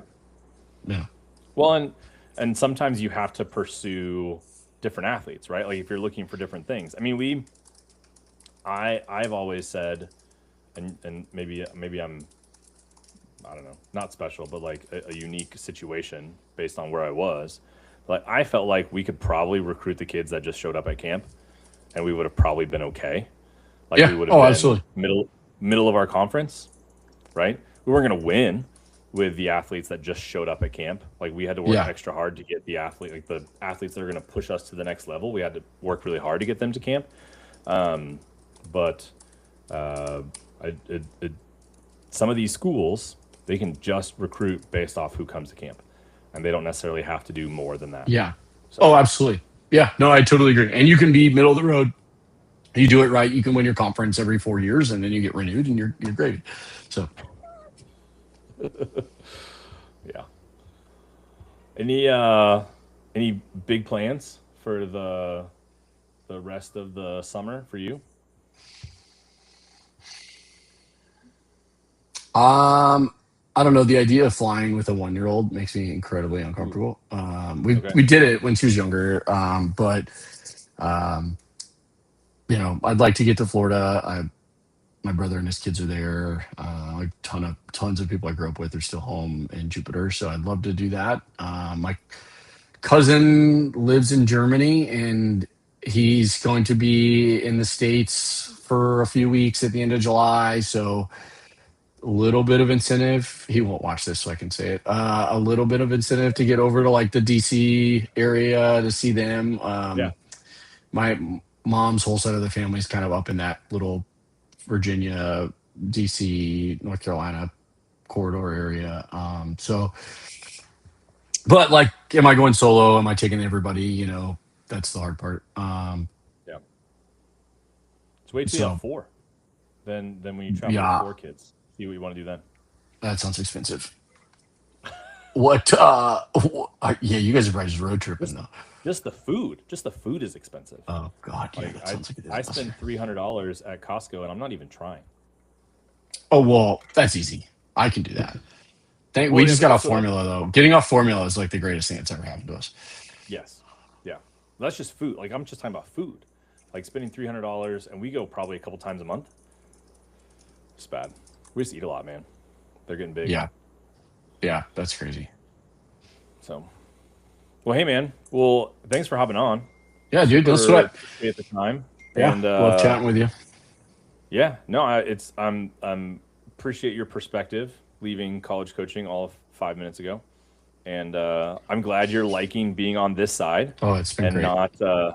not in the ringer of June 15th and stressed out about all the things.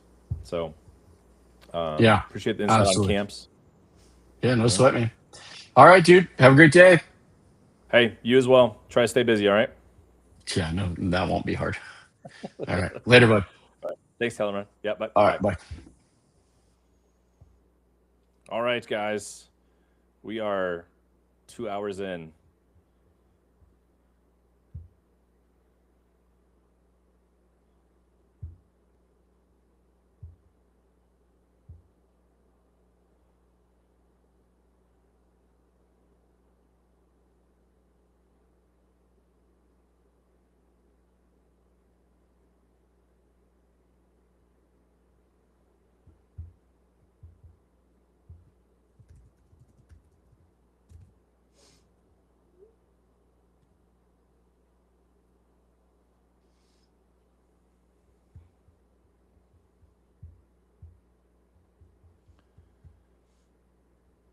All right, hoping to have someone else on here in about 5 or 10 minutes.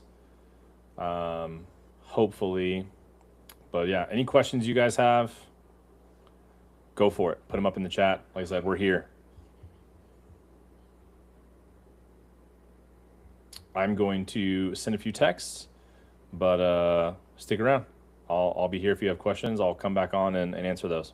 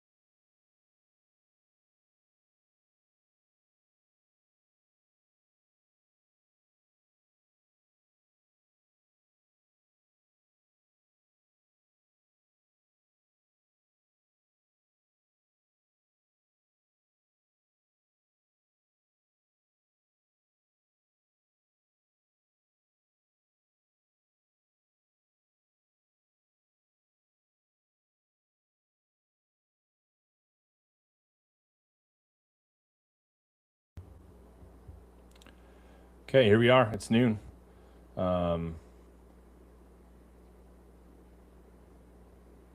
Few hours in, like I've said, I have seen a few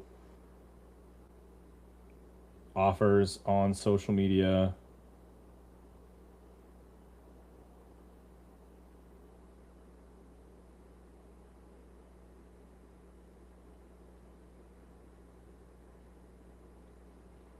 Few commitments on social media, I guess. Lots of conversations still happening, I would imagine.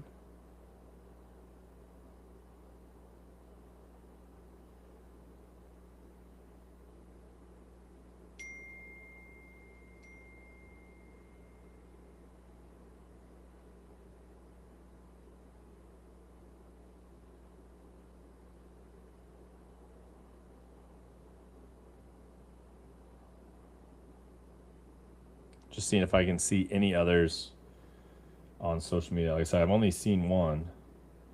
But when Taylor and I were talking, he mentioned that there's a couple schools that got commitments already because they've said no to a couple of his athletes. So, yeah, there's dominoes. Once those dominoes fall, things will get interesting. That's for sure.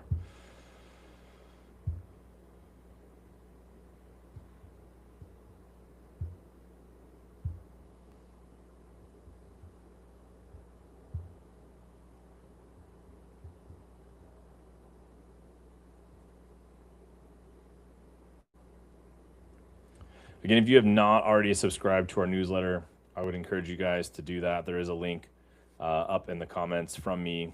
We're going to be pushing out a ton of information this fall for athletes. Again, if you're not committed by the end of the summer, it's not the end of the world. Taylor and I were talking about that. I said that already this morning. There's going to be a lot of schools that are looking come January, right? Like even after the transfer portal. It does make the process a little bit longer. It does make your options fewer because there are going to be a bunch of schools that are going to be done, but there are going to be college coaches looking for really good athletes that are going to help their program. So try not to be frustrated. There's still plenty you can do, and yeah, just keep working. So. But sign up for that newsletter.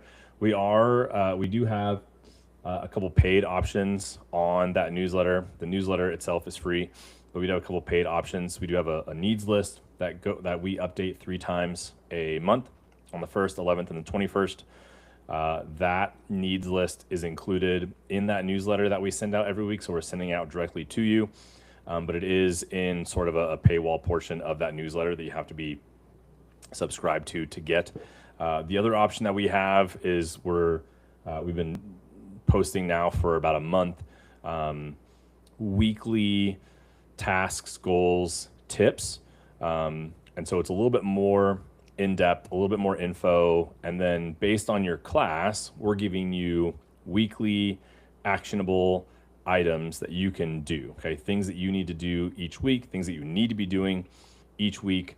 Talking about emails, reaching out to schools, like a bunch of different things. But the idea behind the newsletter is give you a little more insight, give you a little more in-depth about recruiting stuff. We've got specific videos that are going in there. Brett just removed me from the thing. What's up? And then that's also a separate subscription. So all that's in there. If you subscribe, you can go find that. Brett, what's going on? How's it going, Jason? In the background. Yeah, sorry, they're no, it's I'm trying fine. to keep them quiet best I can. Are they watching the World Cup? Is that what they're doing? Yes. Obviously, wife's Brazilian, so this has been a week of just nonstop football on the whole time. It's been great. It's been great. Awesome, nice, man. Well, how's June 15th going for you? June 15th has been good. It's just simply there are differences in terms of how quickly some people are willing to move. There's been some phone calls like in terms of, like, hey, we're introducing you to our third assistant. And then if it goes well, we'll probably get you on with another assistant, etc. To ones of, hey, making sure the head coach is still on the same on the call, on the initial call, just kind of. And some of the communication has been, similar to years past, where it's been, here's our three, we're talking to our top three today, and then we'll make our decision on who to offer. We'll call later in the week. So it's, a range of things in terms of how coaches approach things. And so it's been kind of fun knowing that the differences they're out there, but also understanding why the kids are stressed going through it, knowing that some people are offering, some people are not. I see somebody's already committed on social media. I see, it's all sorts of the full range of emotions. Yeah.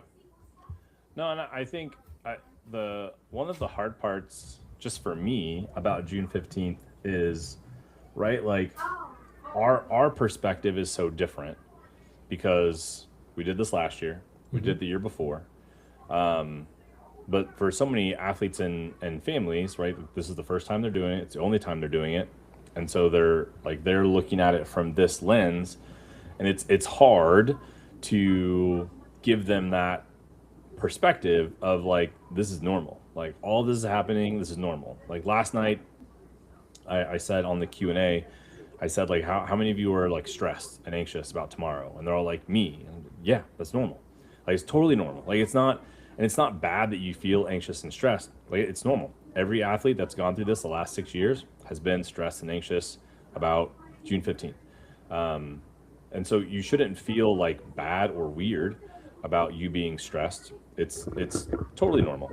It's if we do this again next year, which I'm not sure if we are, like, those athletes will feel stressed and normal too. Yep. So, but that's it's hard to give them that view. You know what I mean? As much as we try to talk about it, it's still hard, which is fine. And they understand too. And I mean, from us having been through it year after year after year, they understand that these are the conversations they've been waiting to have. For some of them, they've been emailing schools for weeks, for months, for years.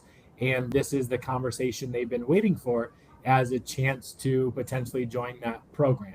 So they recognize that that's a big deal. It's an important event, and that's why they get nervous about it. And that's, totally normal. And then they understand that just simply that, take a deep breath, have the conversation. It's a day. Sometimes it can be a very big and overwhelming day. Sometimes it's going to be underwhelming or disappointing. I was having a conversation with somebody, and it was a dad was popping in, and it was like, gave the analogy of we're not all in the same boat. It's like, hey, we're in the same boat. It's like, no, you're all going through the same storm, but you're in very different boats. Like, some people are in an inflatable with a scuba mask and not doing very well. And some people have been, super mega yacht, and they're prepared, and based on their athletic ability and their size and whatever, like, theirs is going to move much differently than somebody that might not be very prepared, or they've been fishing in the wrong pond. So they're prepared for the wrong things. And then obviously everybody in between, in the middle. So give me your take on this, because I've had several families tell me this morning that they're surprised that they were hearing from as many schools as they did. And I have I don't know, like 2 thoughts on that, but I want to hear your thoughts on why that is.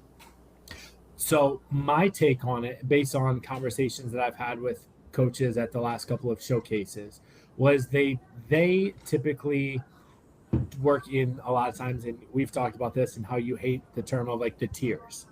And the way it was just described to me was this was most like, because when you're at the top, you're swinging big, you can only swing big.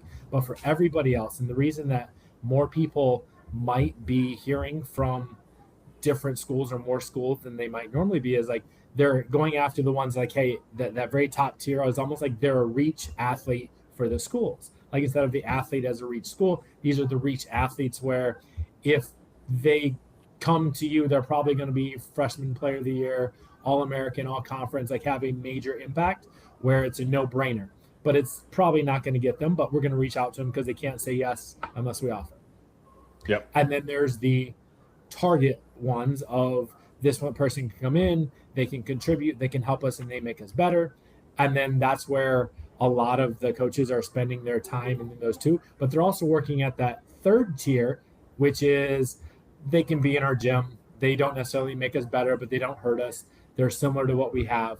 And so I feel like, especially with the 5-5 coming through and there being a potential loss of 350 opportunities per grad class, that talent could be sought after by different levels of what it might previously have been. Just like, hey, we might have a chance because like Nebraska can't collect everybody like the Thanos rings, the Stones, and Minnesota's taking transfers, or I guess that's Wisconsin taking transfers, whatever. Like, there's more opportunities for us to get those top level athletes. So to me, that might be why there's more people getting different interests than what they thought. There's just more people reach out because they think they have a chance this year.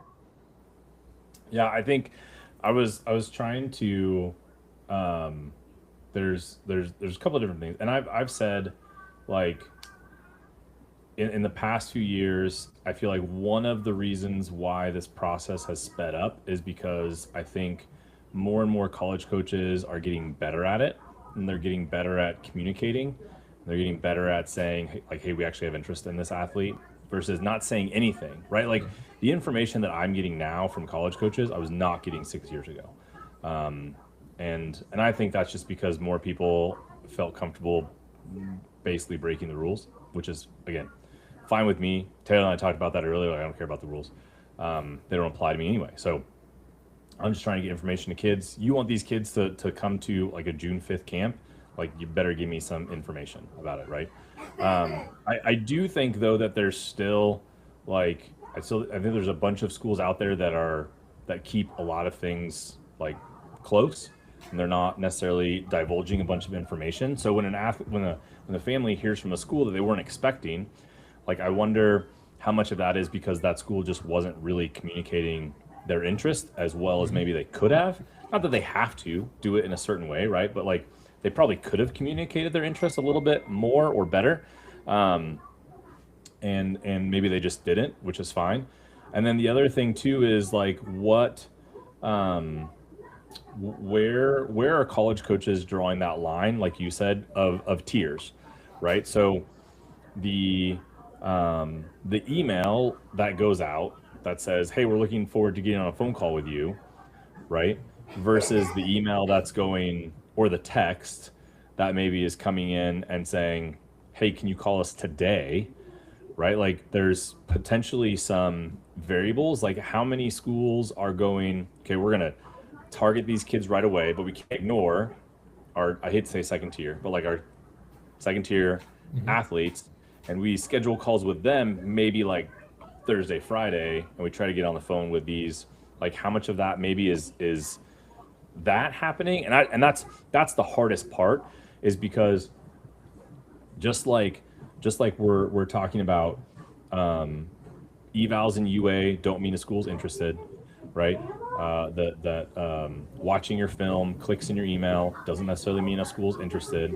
Like, are we getting to the point where some of these college coaches are maybe not overstepping, but like they're sending off this like June 15th email to way more athletes than they should, potentially, and so they're hitting more athletes even though maybe they're not as interested? So, like, are we at the point, and I really hope we don't get here, and again, rules are going to change next year anyway. I want to ask you about the 5-for-5 thing, but are we getting to the point where just because a school reaches out to you on June 15th, like, maybe that doesn't mean anything, like nothing at all, right? Like, it's hard to, sometimes it's hard to tell. Yeah. And then we've had a few schools a few athletes this morning. They're like, Jason, I haven't heard from this school. I'm like, well, that's weird. Like, you probably should have already. Yep.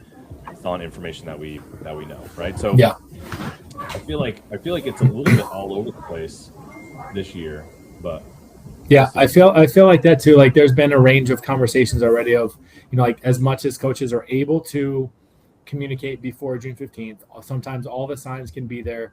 And then, like you said, the confusing piece is they haven't gotten contacted yet, on June 15th from a school that, went to a pre-June 15th camp, and they've, shown interest in all the ways that they can, and yet don't get any interest. So it's like, and then also on the other side of it of people getting communicated with by the third assistant, and that, because there's 3 or 4 coaches reaching out to people. Maybe it's this coach is working with this tier of athletes, this coach is working with whatever, but then it's, because obviously they're all within a team, within a role.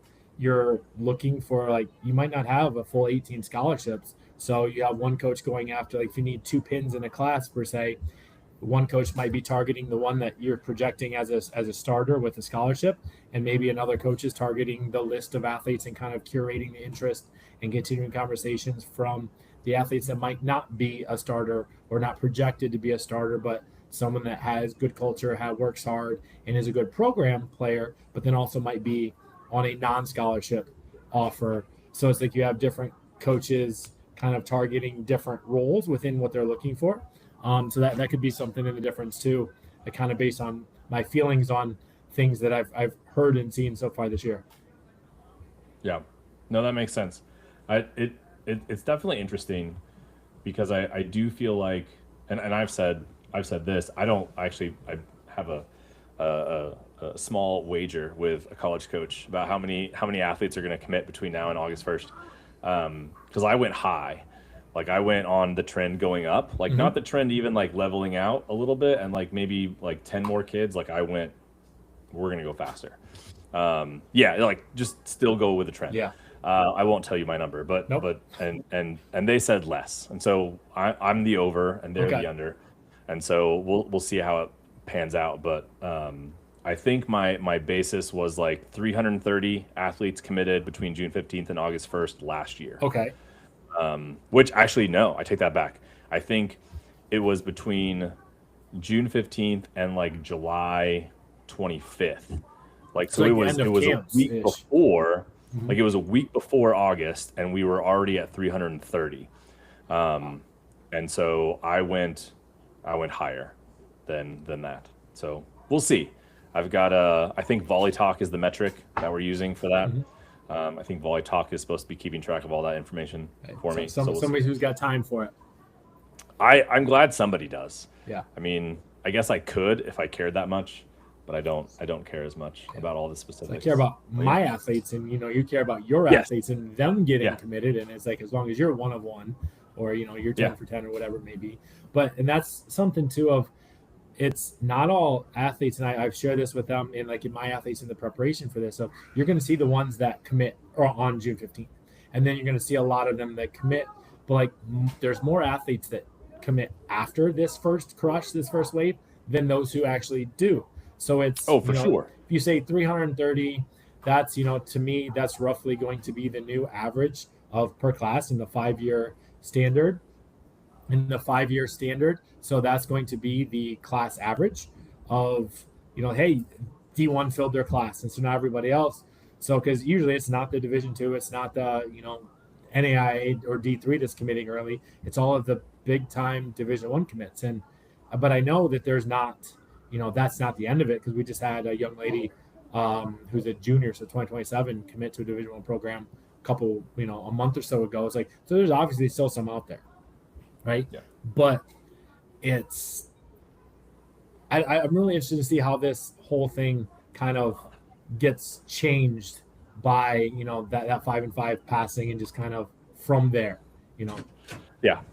No, the 5 for 5 thing will be interesting, because my least favorite thing, 2 things that I think people are not saying about the 5 for 5 thing. Hey, Don, by the way. Don's on. Hey there. How are you guys? Good to see you guys. Brett, I'm Don. Hey, Don. Brett. Good seeing you, man. The 2 things that I think people are not talking about. The first thing is we're talking fewer college athletes, period. Like, going with roster caps for volleyball. I don't know if it's for other sports, but for roster caps for volleyball, we're talking about fewer athletes playing college volleyball at the Division I level, period. The other thing that I think is going to happen, and I'm willing to be wrong about this, but I'm optimistic. I think we're going to see more seniors commit later to Division I schools than we have in the past, because I think just the way the process is going to go, right? Like, we've all coached in college, but we can probably picture at least one athlete that's like, yeah, I want to play a 5th year, or yeah, I want to play whatever year it is, and then they go, I'm gonna change my mind. Like they're gonna change their mind in April, right? Like I don't want to come back next year, for whatever reason, and I'm sure everyone has their reasons. But like then all of a sudden, like okay, now who's still available as a senior? Like who can we grab now? Because there's no second transfer portal window because we're talking about that going away. So those are the two things. I think we'll have seniors. I think we'll have a lot more seniors hanging on till the end, and them finding spots at some of these Division One and Division Two schools because Division Two is going to adopt the 5-year thing. Anyway, Don, thanks for hopping on, man. Appreciate it. How's camp? Camp is rolling. We got some awesome Rugrats out there, and then some serious talent, good people. So fun, Nice. Just fun to see. Yeah, and fighting a little frog that decided to go rogue in my throat for the day, of course. So. Are you guys glad that you don't have to deal with June 15th stuff? Yeah, it's funny because we use it. There's some people who are high end on our food chain who are, have 4 phone calls with whatever today, and they're like, "Yeah, I want to call you too." And we're like, "We could have talked to you a year ago, and we've been talking, or and we don't." So it does work out that way. I in fact had a phone call at 7:30 this morning with a young lady. She's over in Kenya with the family, having a great tour, and some monkeys were around, and then all of a sudden a baboon came by, and baboons are that's not safe. So it was something she said, "Coach, you probably never had this." I go, "You're correct. You're correct. This That's is never a been first. A thing. That's a first on the phone call. Baboon. Yeah. My But God. no, it is nice because we can be on the phone. Division III world, we don't have the same calendar, so So it does help us get that opportunity to just share our story earlier on, and people search so they can do some homework on the high academics. Yeah. No, I think that's great.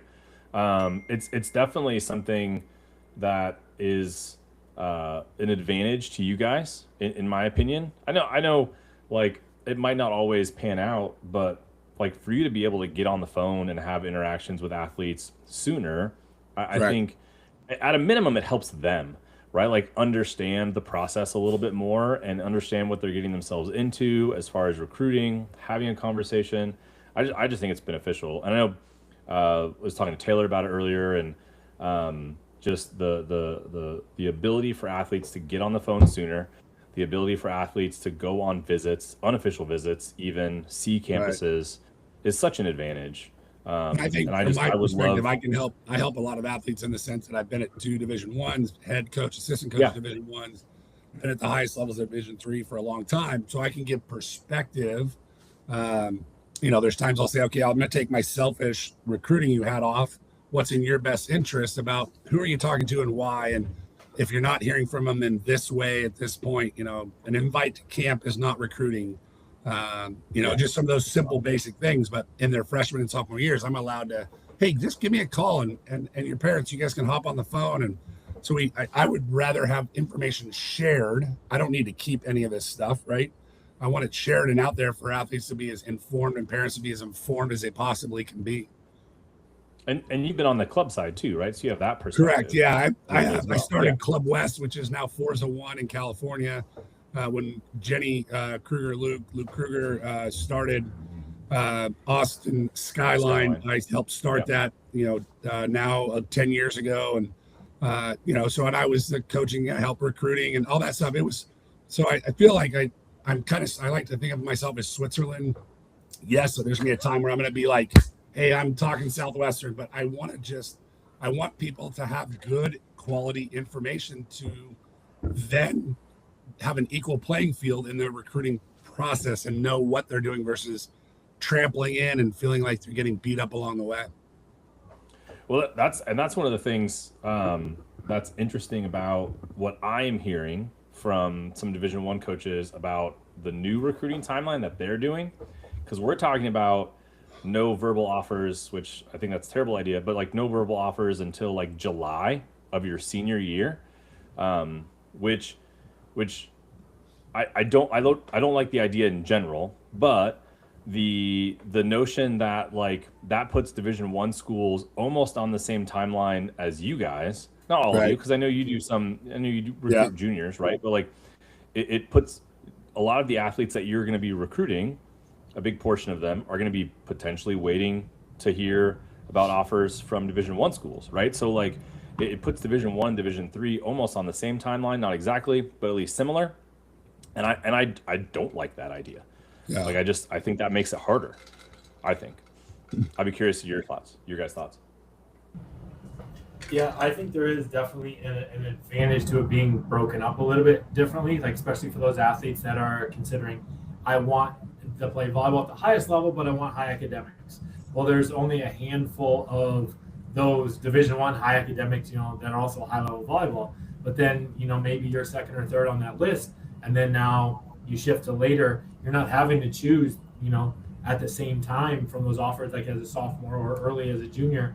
When there's some of the Division IIIs that we've talked to at the past academic camps, some of them can offer after saying 5th semester, some of them need hard 6th semester, and some have a July 1st. Say, hey, our conference says this, my school says July 1st, and so I can't even make an offer until July 1st going into your senior year. So I think there is an advantage to it being separated, and just in the fact of also some of those athletes that would be top on both people's lists, they've picked already. So now it's more available, or at least more transparent for those athletes that are going to be a good fit for that Division III, to not have the, have a delayed process from this student that, could be Northeastern or this Division III, and you're both picking at the same time. And then now they've gone already. And so now you have a clearer path to where is the school that's going to be a good fit for you. Yeah, I think, excuse me, the piece of that puzzle is looking at what is fit versus free. We also have free scholarship money, and Division II, a lot of ours are, if they're looking at some of the, you got the Ivy League, and then you've got some of the periphery of the Ivy League high academics. There's pieces of the puzzle at a Southwestern and an Emory and a Claremont, Trinity, where you have, these high academic schools where you can get a feel for what your scholarship level is going to be at, and so you can make some decisions that are at an equal time. The hard part is when we had a young lady at camp today, and she's Davidson is super interested, and she's a 27, and are they going to offer? She was at their camp, they didn't offer at the camp. What does that mean? I'm not throwing Davidson under the bus, but having clarity, we try to be as transparent of we know this is, there's a certain point we're going to know kind of where your scholarship level is, give or take some, but can you be comfortable in that? And, with the Ivies, it's more about, can I get in? Am I on their selective list? There's a lot of moving parts for that high academic kid. Yeah. No, and that's just why I think if we're nudging all the timelines closer together, I just feel like that's going to make everything harder and create a lot of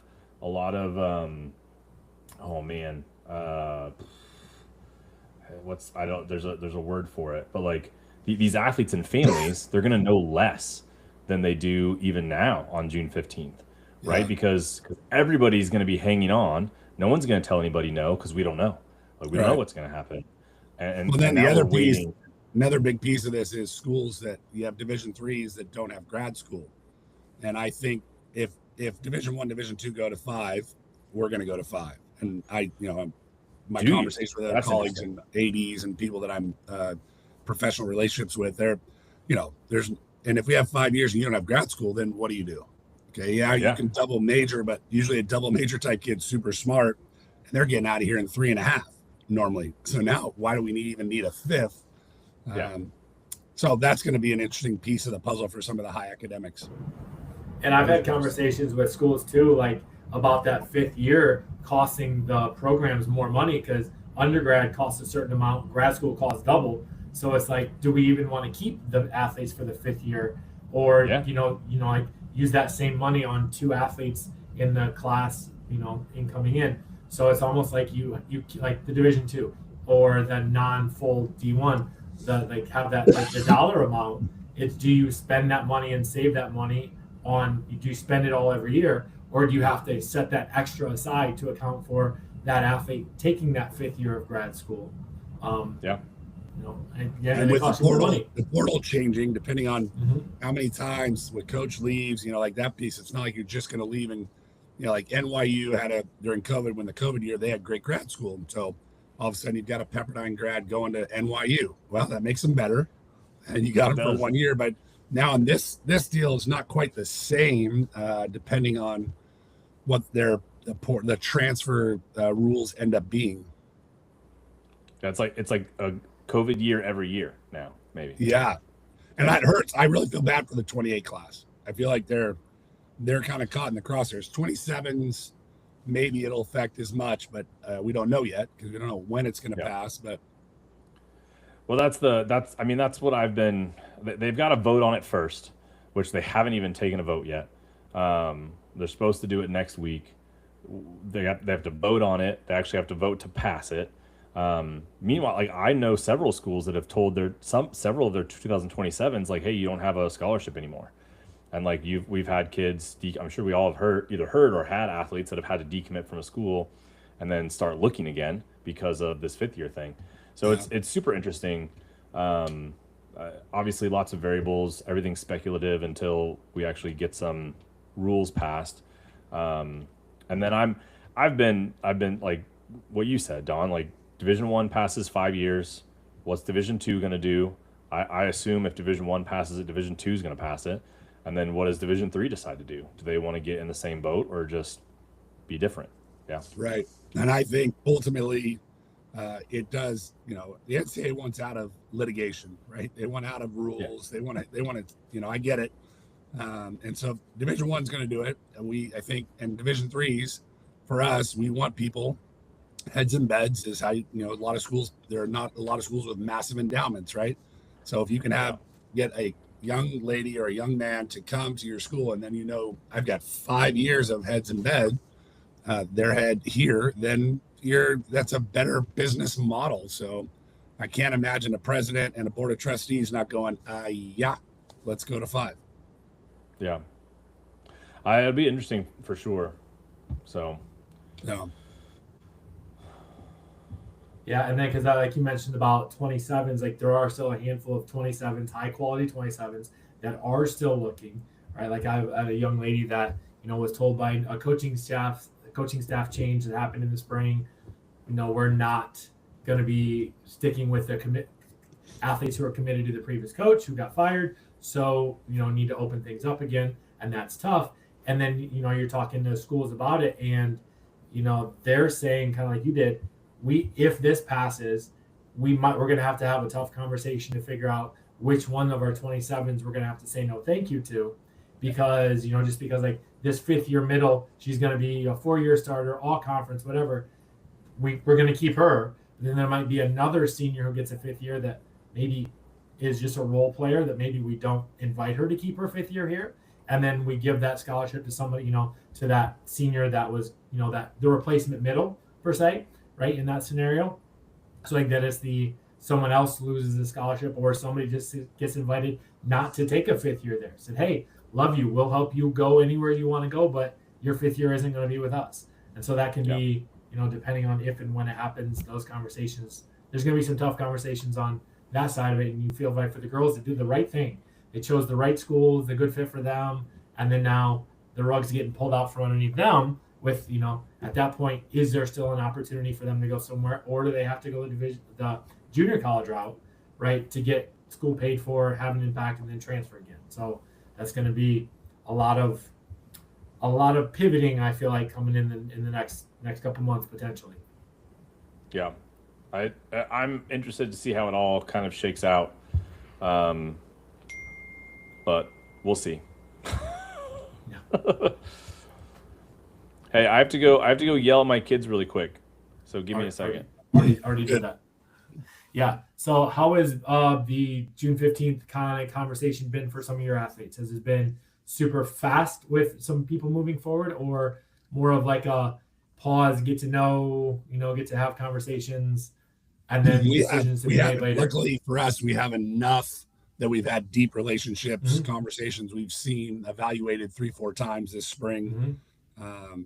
We've seen either like they were at camp last year or at a high IQ camp last year.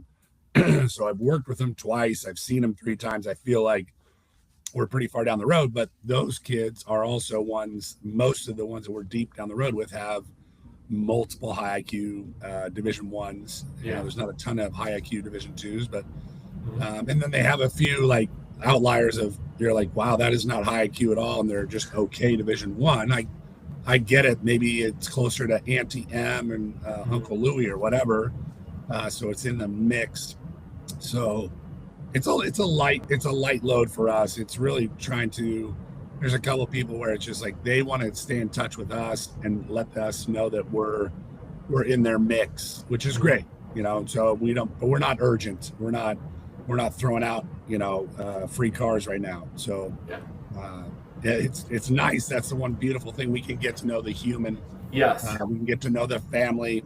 We can triangulate with the high school coach and the club coach and an old club coach. We can have three different people really evaluate, is this person a learner and a good person for the culture? And I think that's important. And sometimes, you know, there were times where we're flying off the seat of our pants at Texas Tech trying to flip the switch, and you know, let's go, you know.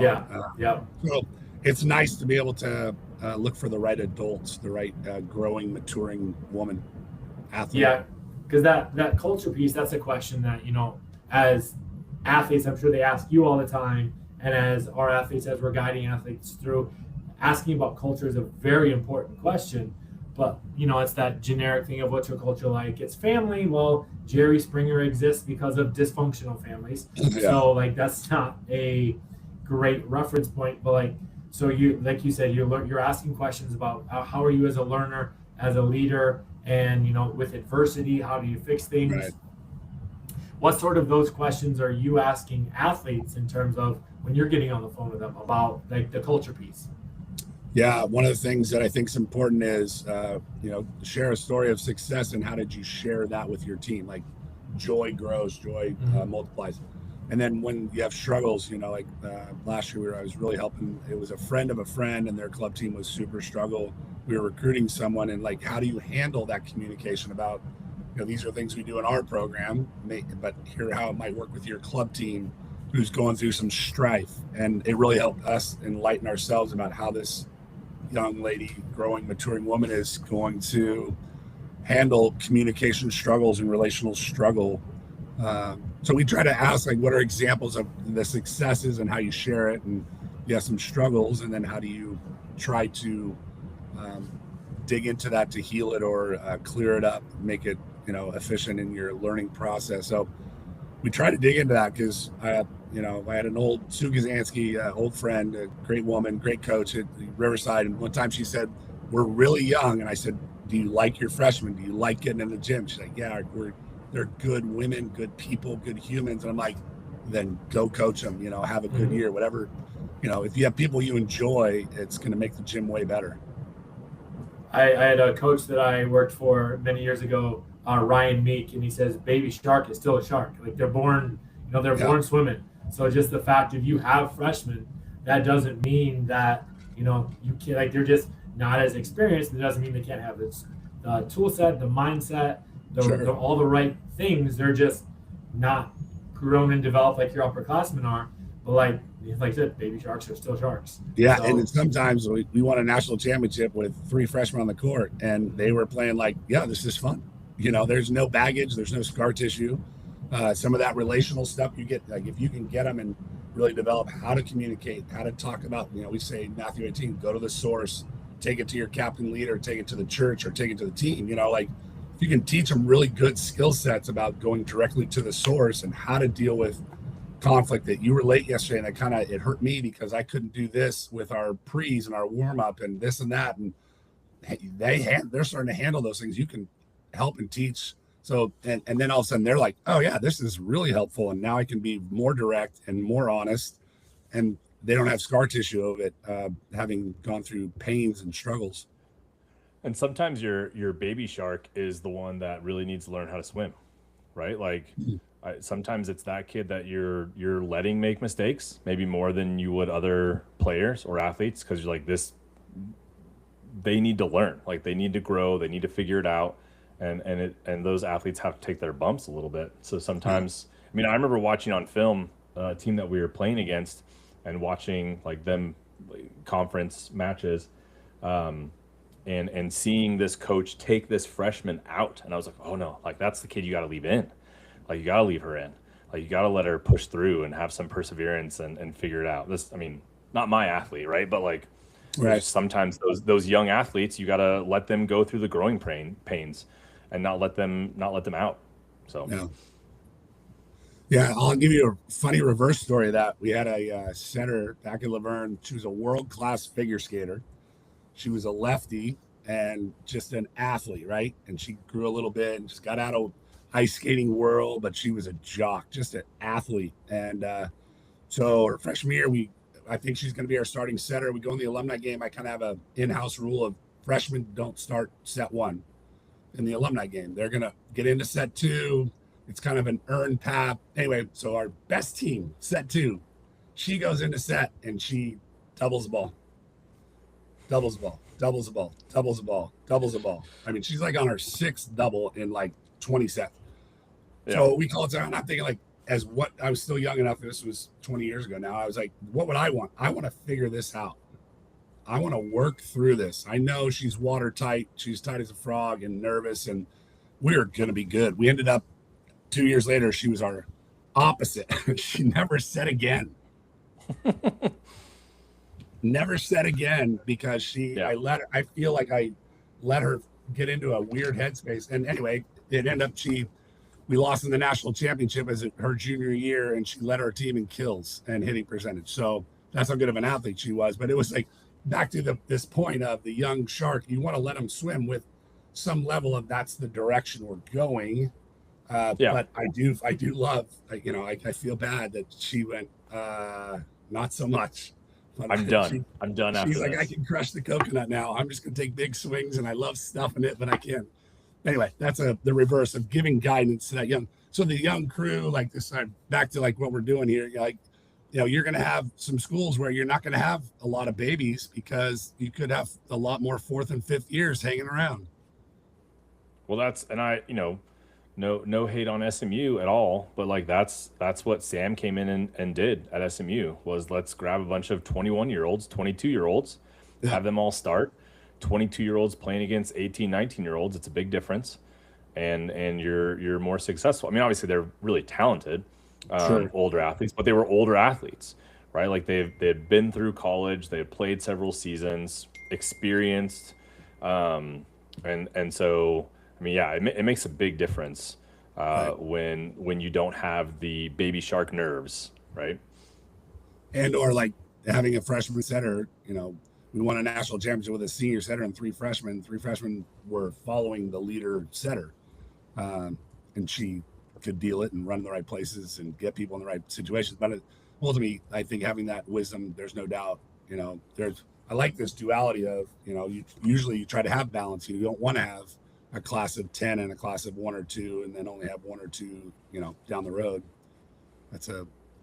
Have you guys have you guys talked through here, like with the portal and the 5-year, like how that balance, if it's only a one-time transfer? Have you guys discussed that?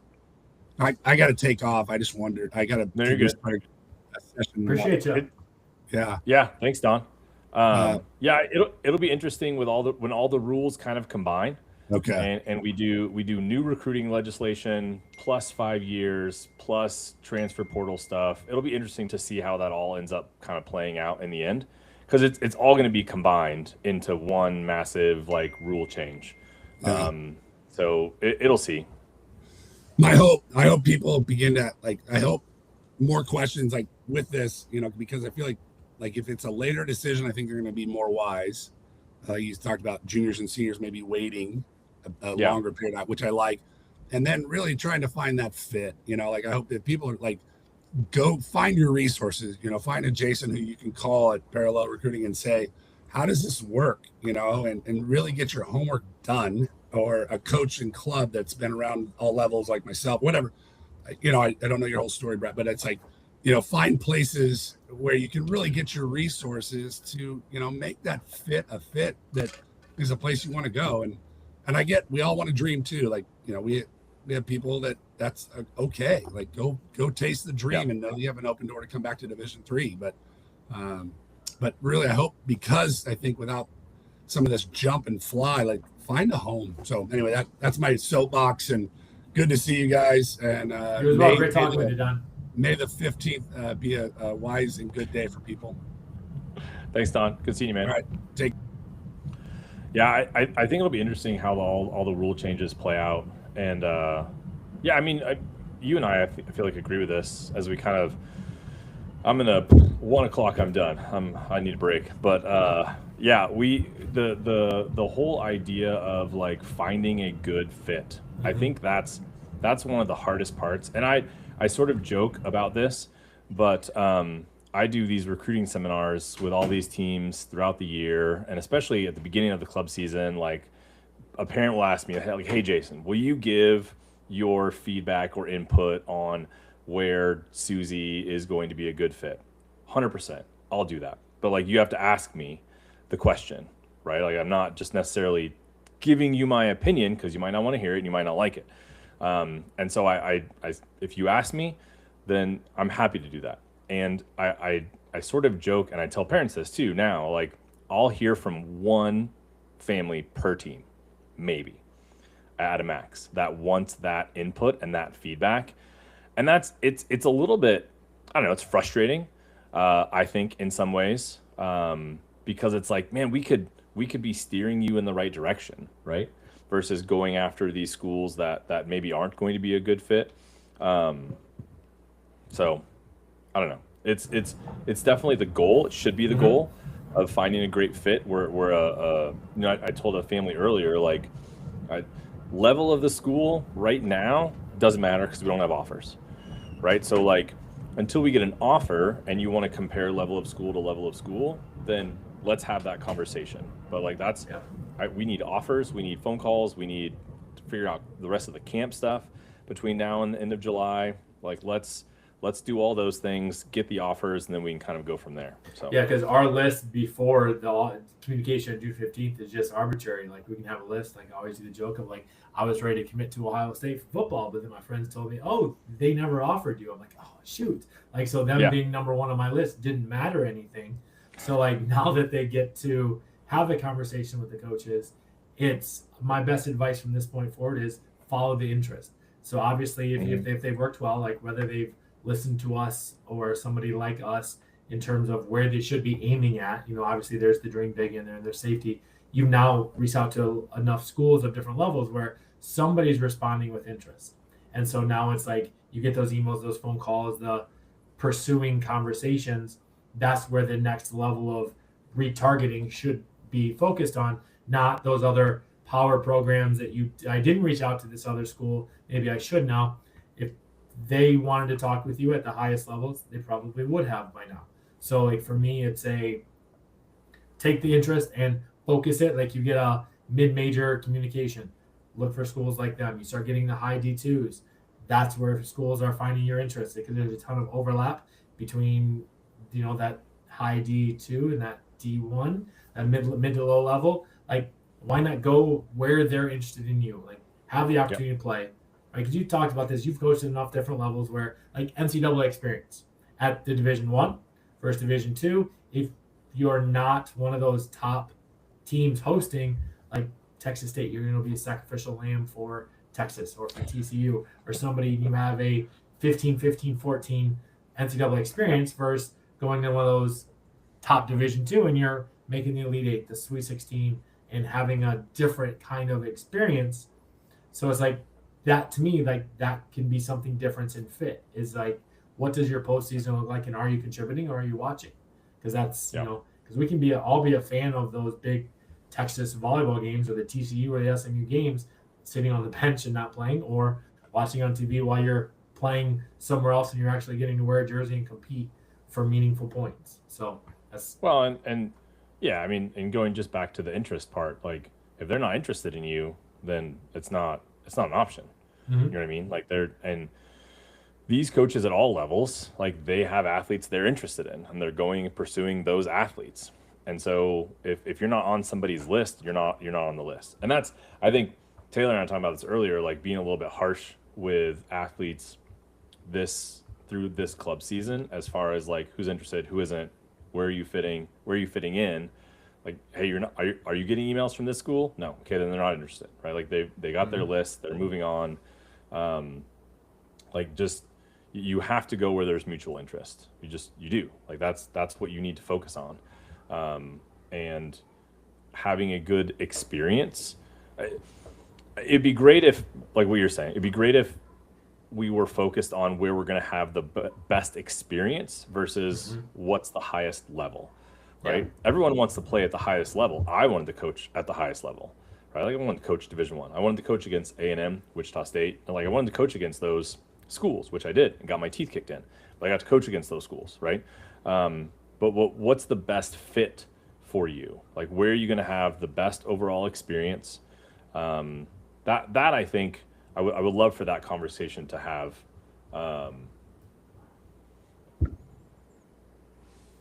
love for us to have that conversation more, right? Like, where am I going to have the best experience? Because I got asked on a podcast, it was like, what's one thing that you wish more athletes did? And that was like, the one question I wish more of them asked was, where do you think I'm a good fit?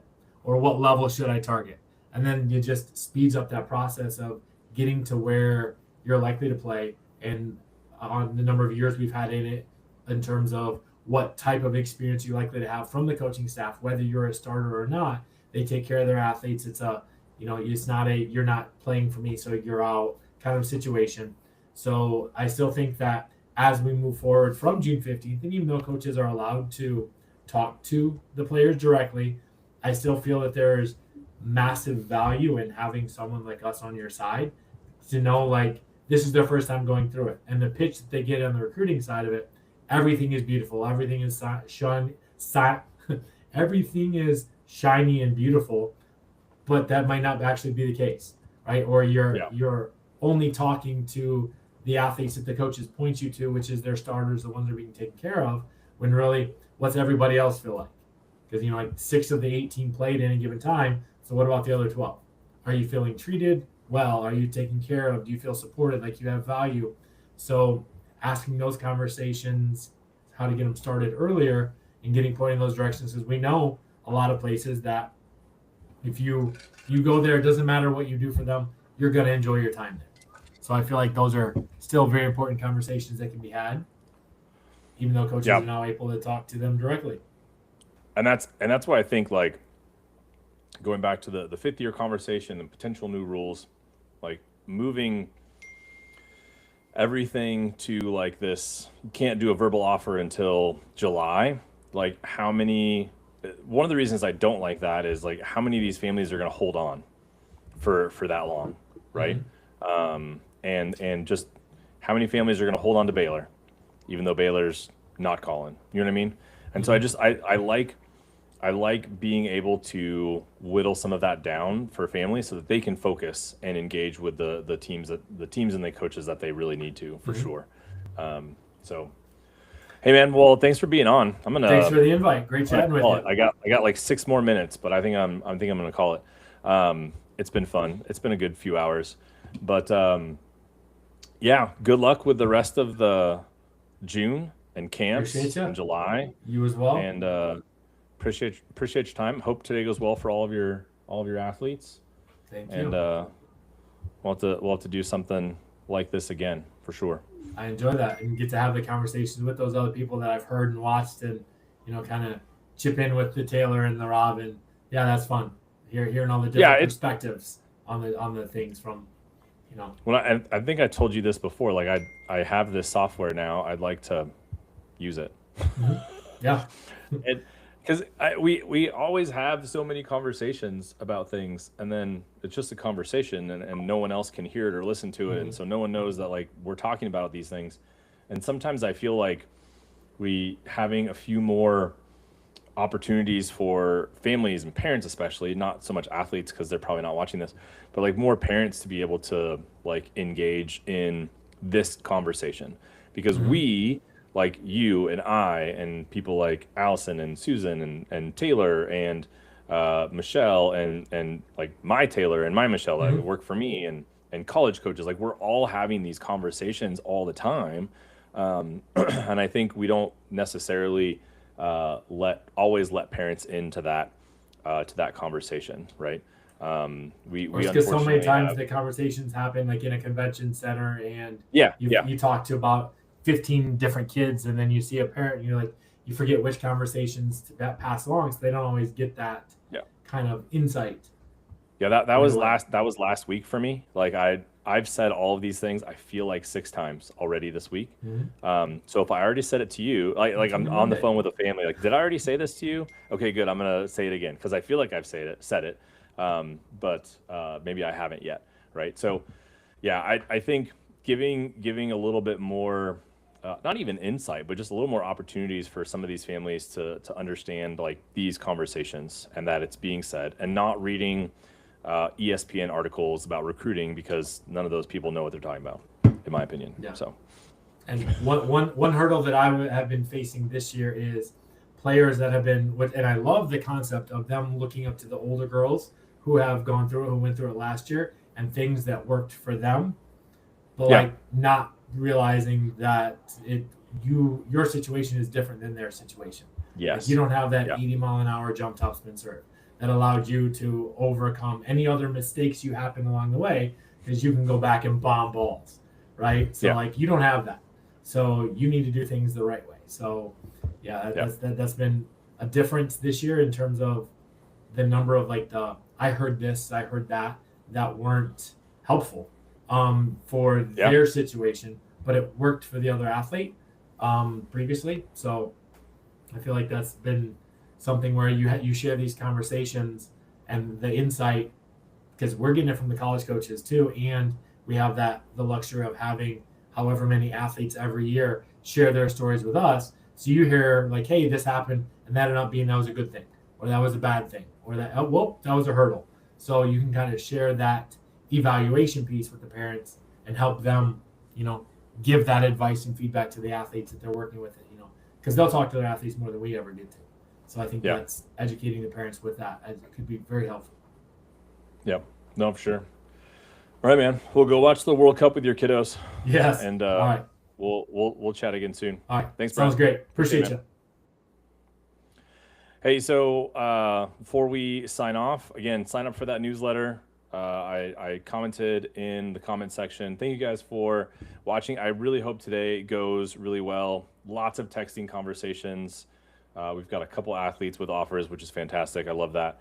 And so, but still a bunch of athletes that don't, right? So if you're not feeling all of the love from all of the schools, it's okay. You've got plenty of time and energy to, plenty of time. Use your energy wisely. We can help you guys focus on schools as needed. Feel free to reach out if you would like some more help. That's why we are here. But subscribe to that newsletter. Make sure you subscribe to the YouTube channel. And thank you guys for watching.